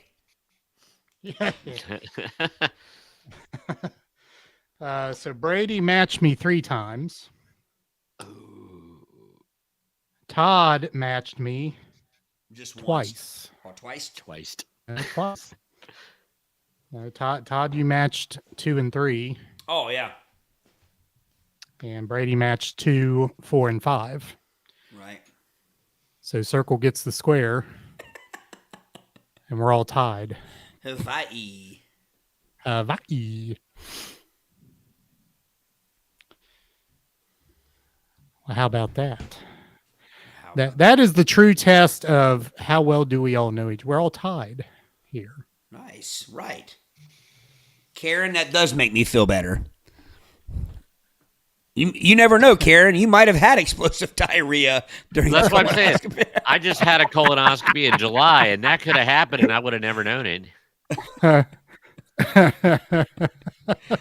Guys, That's why you got to. Hey, that's why you got to do it at home in a box, like a real man.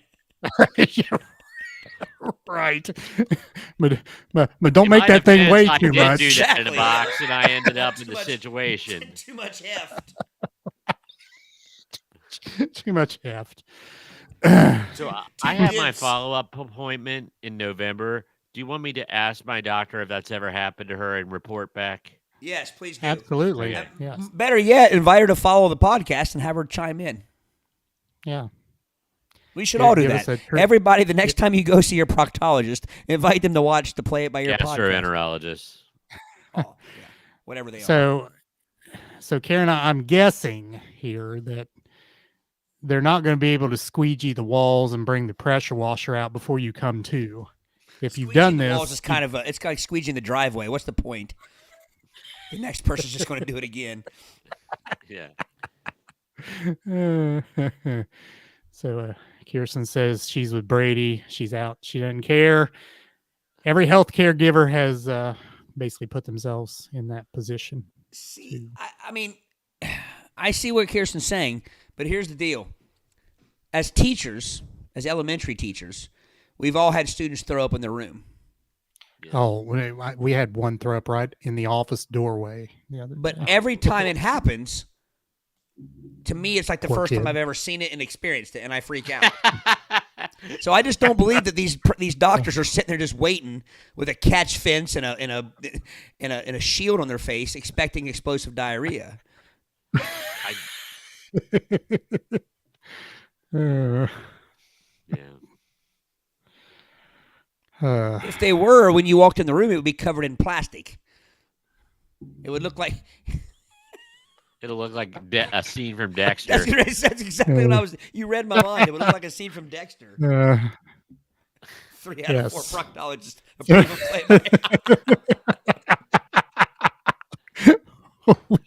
we got 3 out of 4 anuses.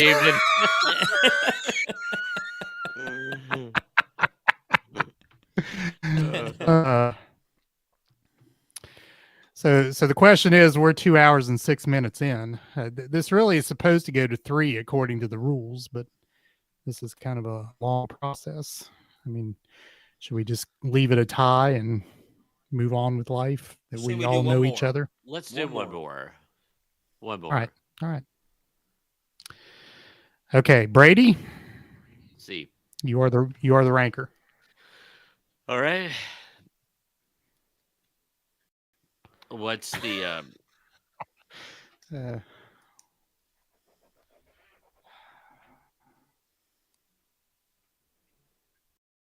need to go to the left, or I guess it should my left.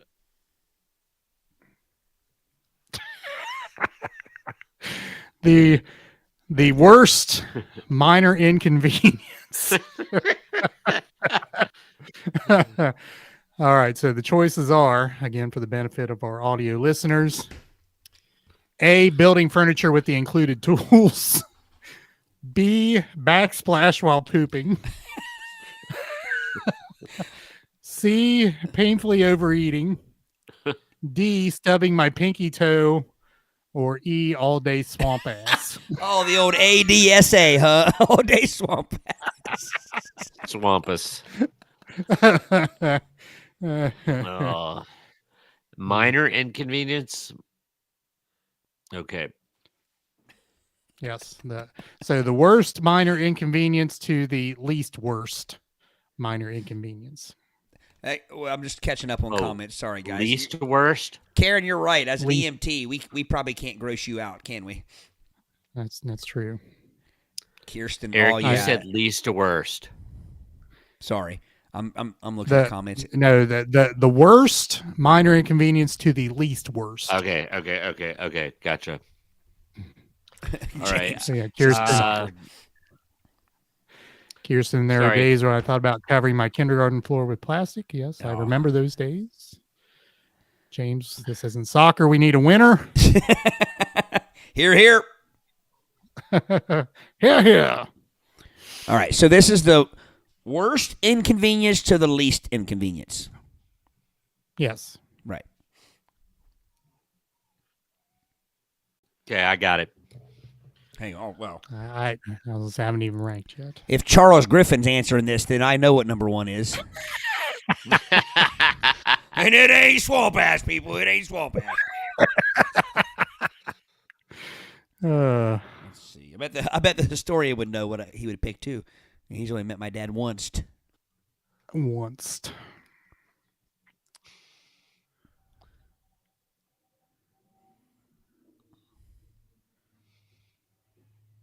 All right, I've ranked. I'm still working. Hang on.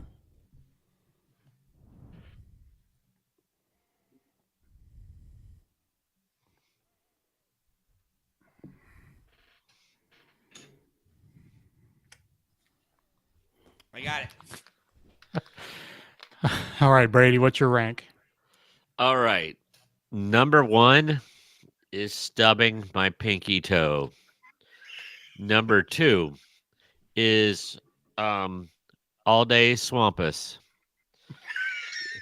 C is painfully, or number 3 is painfully overeating. C. 4 is A, building furniture with included tools. And I'm going to say B. The last one is backsplash. That's last because it's backsplash of the water, and I have toilet paper there. So Maybe not. well, that's true. But D, number stubbing your pinky toe could just be crippling. We've discussed this, and it could ruin a lot. It could ruin a lot of things. All day swampus. Like I like to say that I prepare. I'm a hygienic individual, but if it's saddling me with all day, depending on what I'm doing, that could be kind of miserable. But I was really painfully overeating and all day swampus. But I was going back and forth. Well, hang on a hot minute here. Well, that's why I have swampus. Well, no. Who are you to insult everybody and tell us if we have swamp ass that we're not? Well, I'm not talking about everybody else. Yeah. I'm talking about me. Well, there's nothing you can do shy of shoving a foam or a damn sponge in your crotch. There's nothing you can do to prepare for that. My manscaped.com it kind of like Brady, how shorn are you? I mean, come on here. I'm sure. How shorn are you if that thing shaven and shorn? No. Okay, let me be clear. I'm sorry. Like a Thanksgiving turkey. No. I'm not talking about. I'm talking about the product that you put down there to keep you from getting swampus. Oh, okay. I thought you were saying. Don't make a joke. I think it's called ball toner. It is called ball toner, yeah, or as I call it, boner. Man, as soon as I said that, I wanted to take it back.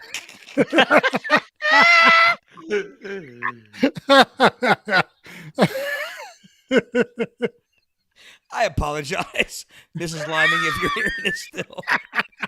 I did not mean that in the normal sense of the word. Dale does it. Hey, Eric, hit the sound effect. Yeah, come on, Eric.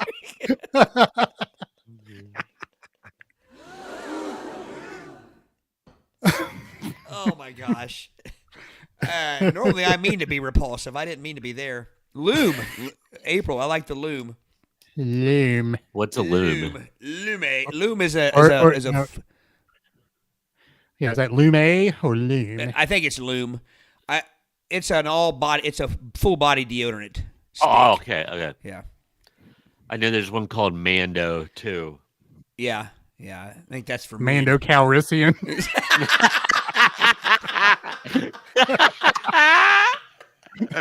You haven't that's even coming from someone. I was going to say that's coming from someone who's never even seen Star Wars. That's highbrow humor, folks. Thank you. Can I just push the envelope a little bit? I was going to go with Mando Ginobili. Yeah, go ahead. I was going to go with Jabba the Nut. All right, we're done here. Oh. Okay, anyway.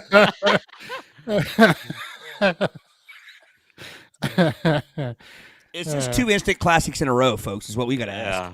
We need to ask the historian.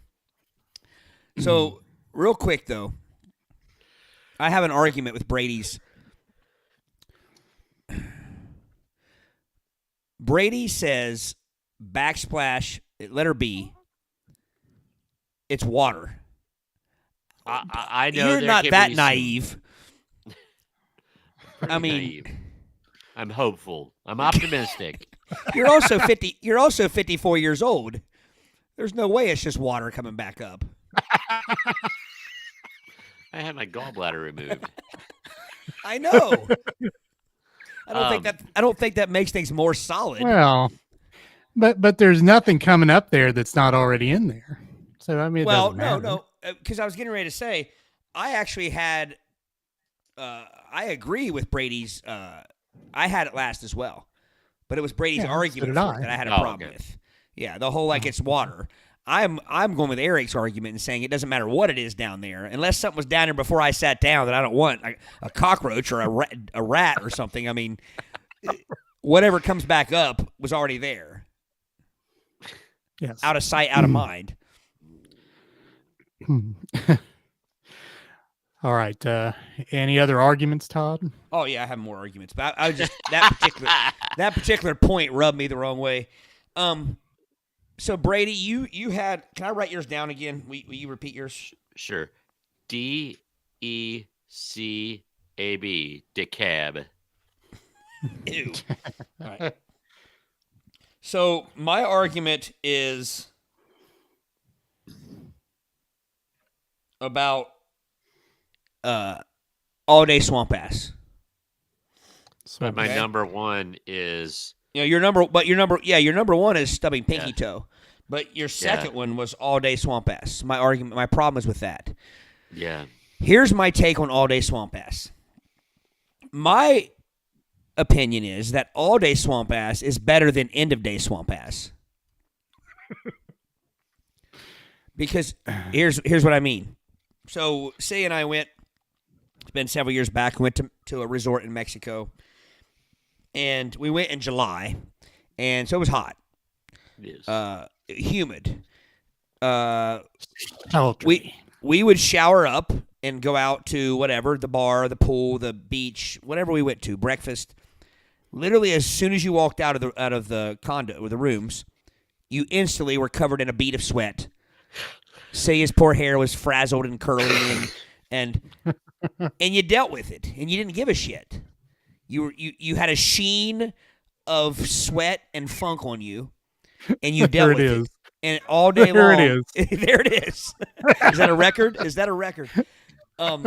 You didn't care. You know what I mean? Like you. Well, I wouldn't care there. Sheen. But I'm saying that was your day. To me, if it's 9 a.m. and you have swamp ass, you're like, okay, I'm in it for the long haul. I have the swamp ass. It's all day. Nothing's going to matter. Your whole day, you're not going to know anything other than swamp ass that day.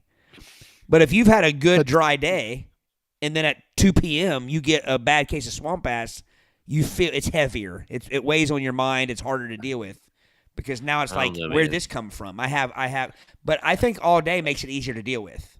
But it makes it exhausting. You've been battling Shrek all day for control of the swamp. No, and that's my argument, like, though. You don't. Once you give up the ghost, once you don't fight it anymore, at 10 a.m. you stop fighting it. Yeah. All right. So if you're done, I'm going to argue against you and against him. Oh. About that point? Well, yeah, we'll be about that point, but I'll get to that in a moment. Stubbing your pinky toe. Now, I understand in your particular situation, which I probably should take into account, your toes are not ordinary toes. So when you're stubbing a toe, when you say will you point out who you're talking to? Make it third person instead of second person. Brady's toes. Okay. Are I'm not just going to say, ordinary I am rubber, toes. you are glue. I mean, stubbing a toe for me is like, it's an annoyance. It is a minor annoyance. It's on the right list here, and it hurts for a bit, but then you go on with life. Now, if you're stubbing a toe, you may be way up on the metatarsal because things are not in the ordinary place. He's choking up on the metatarsal. Exactly. So again, I don't think it should be so high. Brady's, when we say Brady's deep in the metatarsal, I mean, we're talking like he's making the beast with two backs with the metatarsal. Yes. Yeah. All right. As far as the swampus goes, all day swampus could very easily turn into diaper rash, and having diaper rash as an adult is extremely embarrassing. Nobody knows about the it. Old A&D cream and lather up. Old Bond. The monkey butt. Yeah, you got the monkey butt. Medicated ointment. Yeah, you just can't have any of that. Very embarrassing. Hang on a minute. How's it embarrassing? Nobody knows but you. Unless you have Well, somebody else You're, rubbing you're unless digging down there like a someone's- minor 49er, No, man. unless you have somebody rubbing the ointment on you. Exactly. You're spelunking, and you can tell by You can't- someone's walk. Their can't rub gait will give away that they have diaper rash because they've had all day swampus. As I say, you got to rub your own ointment on there, Eric. Don't tell anybody. Yeah, well, yeah. Thank you, Josh. Monkey My butt wife's is the not doing best. that. Eric, may I recommend monkey butt? Okay, my monkey butt recommended for my next Does it make round you of look like an diaper actual rash. monkey butt? Because that's not a selling point. Is it? Well, Is it? only- Is it like Only now? Are we talking a chimpanzee or a gibbon? or I those don't red want a butted gibbon butt. those red ass baboons. You know, here's the deal. If you're a baboon, you have two ways you can go. You can either be the ones with the potted meat ass, or you can be the ones with like the really beautiful color, like blue and yellow and white and red faces. You know what I'm talking about? Yeah. How do you pick Yeah, which one? do you know what that's called, right? What? I want to spell it first so we're clear. Macaque. It's a macaque. I thought that was a bird. No, it could be a madril or a macaque. And those are the multicolored face ones that look like the Ultimate Warrior. It could be a macaque or a vagina.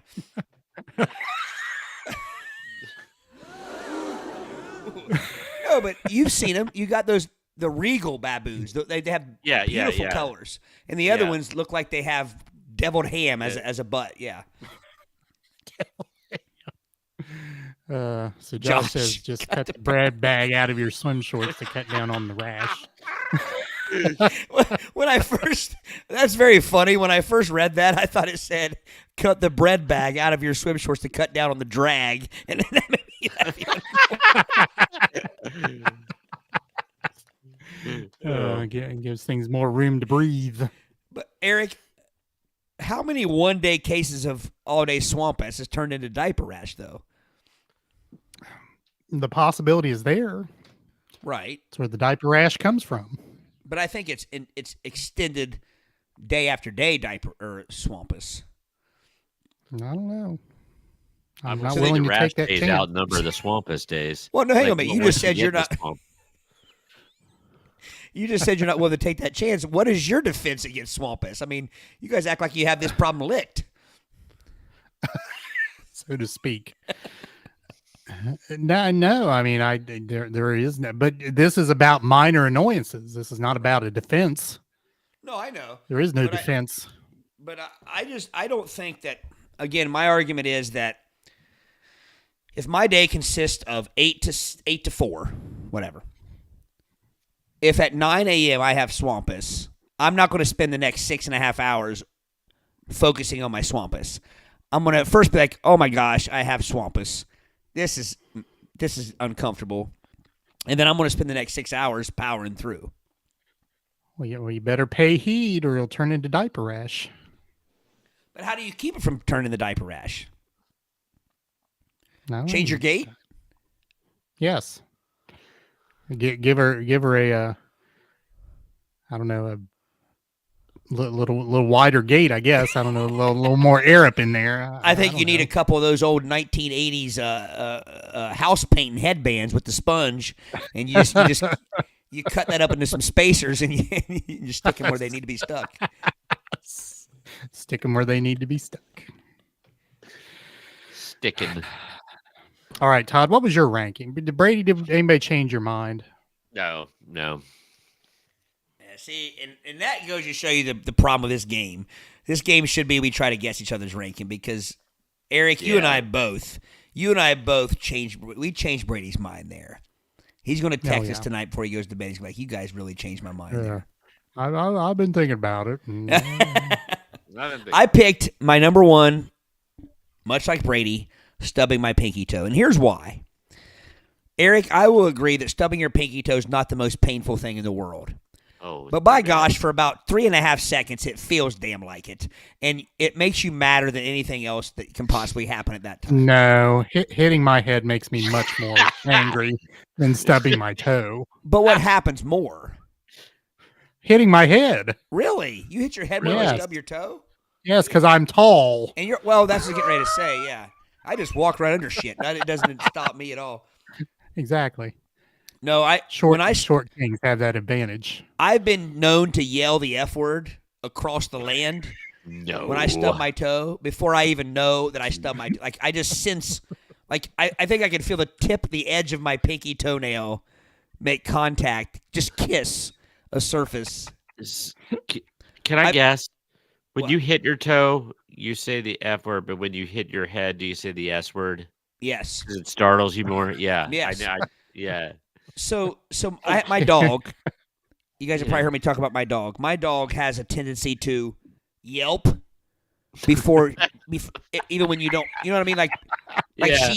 she anticipates The something's going phantom yelp. right. And it's like you won't even touch her. Like you could like get you, and like she'll yelp before you even touch her. That's the way my toe does. And earlier, I mentioned the one about Chuck Griffin, and Karen, she guessed the tools. What was the one? The building furniture with including. My dad has never built anything with the tools that were included. First off, our generation of parents, they don't use that shit. They throw it out. They use their own tools. We're the generation that needs those little flimsy ass. Listens to IKEA. Right. No, my dad is a toe stubbing. I mean, he stubbed it. He shouldn't even have to. If I look at his feet, I expect to see nubbins. Just his pinky toe's gone. It looks like pencils that have been sharpened Right. too many times. Exactly. Yes. Because he stubbed his toe more than anybody. I thought he stubbed his toe every day when I was growing up. Because it was so violent and angry when he did it. So what would Chuck Griffin say when he stubs his toe? Oh my gosh, he never said the F word. I've never heard either one of my parents. My mom's never thought it. My dad's never said it. He would say the S word. He would not to mean to call him out. He would say GD every once in a while. And he always stubbed it at the most inopportune times. Like Christmas morning, you wake up and you have Castle Grayskull put together, and you're the happiest kid on earth. And he would walk his ass across to throw some Christmas paper away and stub his toe on something and ruin everybody's morning. Castle Grayskull gets put away. You can't play with it because He'll Dad get hurt moss his toe. stuck between his toe valley meat. Exactly. Yes. He's got Heman stuck to his foot. Yeah.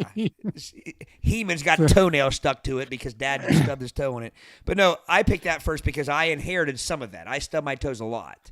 But I will say most of the time, it's not as bad as it first seems, which I think is what Eric's saying, is that it's a temporary thing.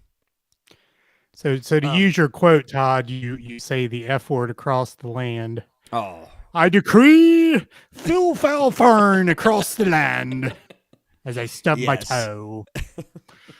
But now sometimes I believe, Todd, we were actually talking about something like this one day. Sometimes you curse and it really doesn't hurt. And I think maybe toes fall into that. Like you stub the toe and then you curse, like you talk about the dog's premature yelp. Yes. And then it really doesn't turn out to hurt. Right. Yeah. I have looked down expecting to see my toe missing, like gone. And just nothing there but like I'm expecting it to look like Tim Kermeri's leg in the Super Bowl that year. I expect it to be gone. I really expect it to have splintered across the room, and it's nothing fine. there but the second toe knuckle. Yeah, like a deflated bread bag. There goes the bread bag reference again. Yeah. All right. So you got the stubbing of the toe first. What else? I have the stubbing of the toe first. Next, I have the painfully overeating. Okay. That's bad. I don't like that. I don't like painfully overeating, and it's one of those things. As soon as here's the funny thing about painfully overeating. Let's say you're eating boneless chicken wings. Yes, I eat boneless chicken wings. I know I'm less of a man because As of do it. I. Right. We Nope. should. Let's say you get boneless chicken wings and you eat 7 of them. You could be feeling fine. And then you get that 8th one in your mouth or whatever, and you're like, and it just hits you. And you feel like the largest piece of bovine excrement that ever lived. You turn green. Right. You feel like you're going to barf. Eric and I are thinking the same thing, that commercial. Sorry. But you know what I mean? Like there's no, because here's the thing. When you stub your toe, it's fear, pain, and anger. When you overeat, it's shame, pain, misery, worthlessness. You know what I mean? So to me, that's why that's up there. Next, I have building furniture with included tools. I do it, but I don't like it. I curse a lot. There's lots of bourbon involved. Next, I have all-day swamp ass, which I have already explained why I don't think that's a big problem. And last, I have backsplash while pooping, because, again, unless there is something in said toilet that I don't want touching me down there, bring it on. I'll win that every time. It's gravity. Gravity will win that every time. All right. Do you mind if I talk to you about? Sorry, I was trying to find the. Careful, Brady. Careful. Careful. Yeah, you didn't click that link from earlier on your text, did you? Yeah. All right. So Brady and I matched number 2, number 3, and number 5. Todd and Brady matched number 1 and number 5. So X gets the square. Yes. I get the point. Ah. Eric wins. Eric wins. Eric wins. All right.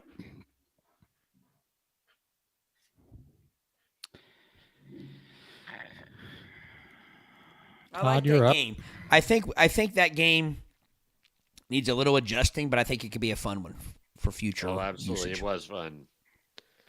Yeah. I like the can't idea of find it. ranking. What if we did this? It does mean you win. Karen matched all 5. Karen, it means you're the most like Brady. I'm not sure if that's a win or not. Hey. But what if we did this in the future? What if we did the list, we ranked them, and then we all made our arguments, and then we had the audience choose, kind of how that one game is. Like where the audience choose who has the best argument. Yeah, Kyle I was gonna say, King we rule. have a game where we try to guess each other's rankings. Yeah. I know that. I can't remember what the game is, but And we have a game where the audience picks who has the best argument for something. Yeah. Yeah. I think that was ducking Yes. high. I believe that is it. Karen, I take it back. Hey. All right. Hey. Hi. Ah. Okay. So, anything else for the good of the order, gentlemen? Gentlemen? All good. All right. Once again, follow us on Facebook, X, and Instagrams. Thank everyone. Once again, we've hit 1,000 followers on Facebook. Yeah. Let's bump that up to 1,500 now. Let's push it. This is pushing.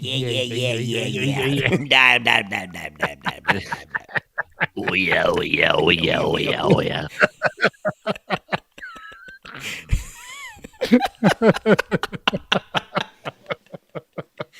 Oh, gosh. All right. So you can also listen and watch us on YouTube, Spotify, Apple Podcasts, Twitch, Oh, we have a Rumble. We have a live episode coming up in a Oh, little we over a do. month. And about in a little, We'll- yeah. yeah. You're right, a little over a month. We'll start promoting that in November's. Yes, November 30th is the date on that. So yeah. Rumble and iHeart and Kick are our platforms. So find us on any of those. All right. So we'll let you know what next week looks like. Someone want to take us out? Todd? Dale does it.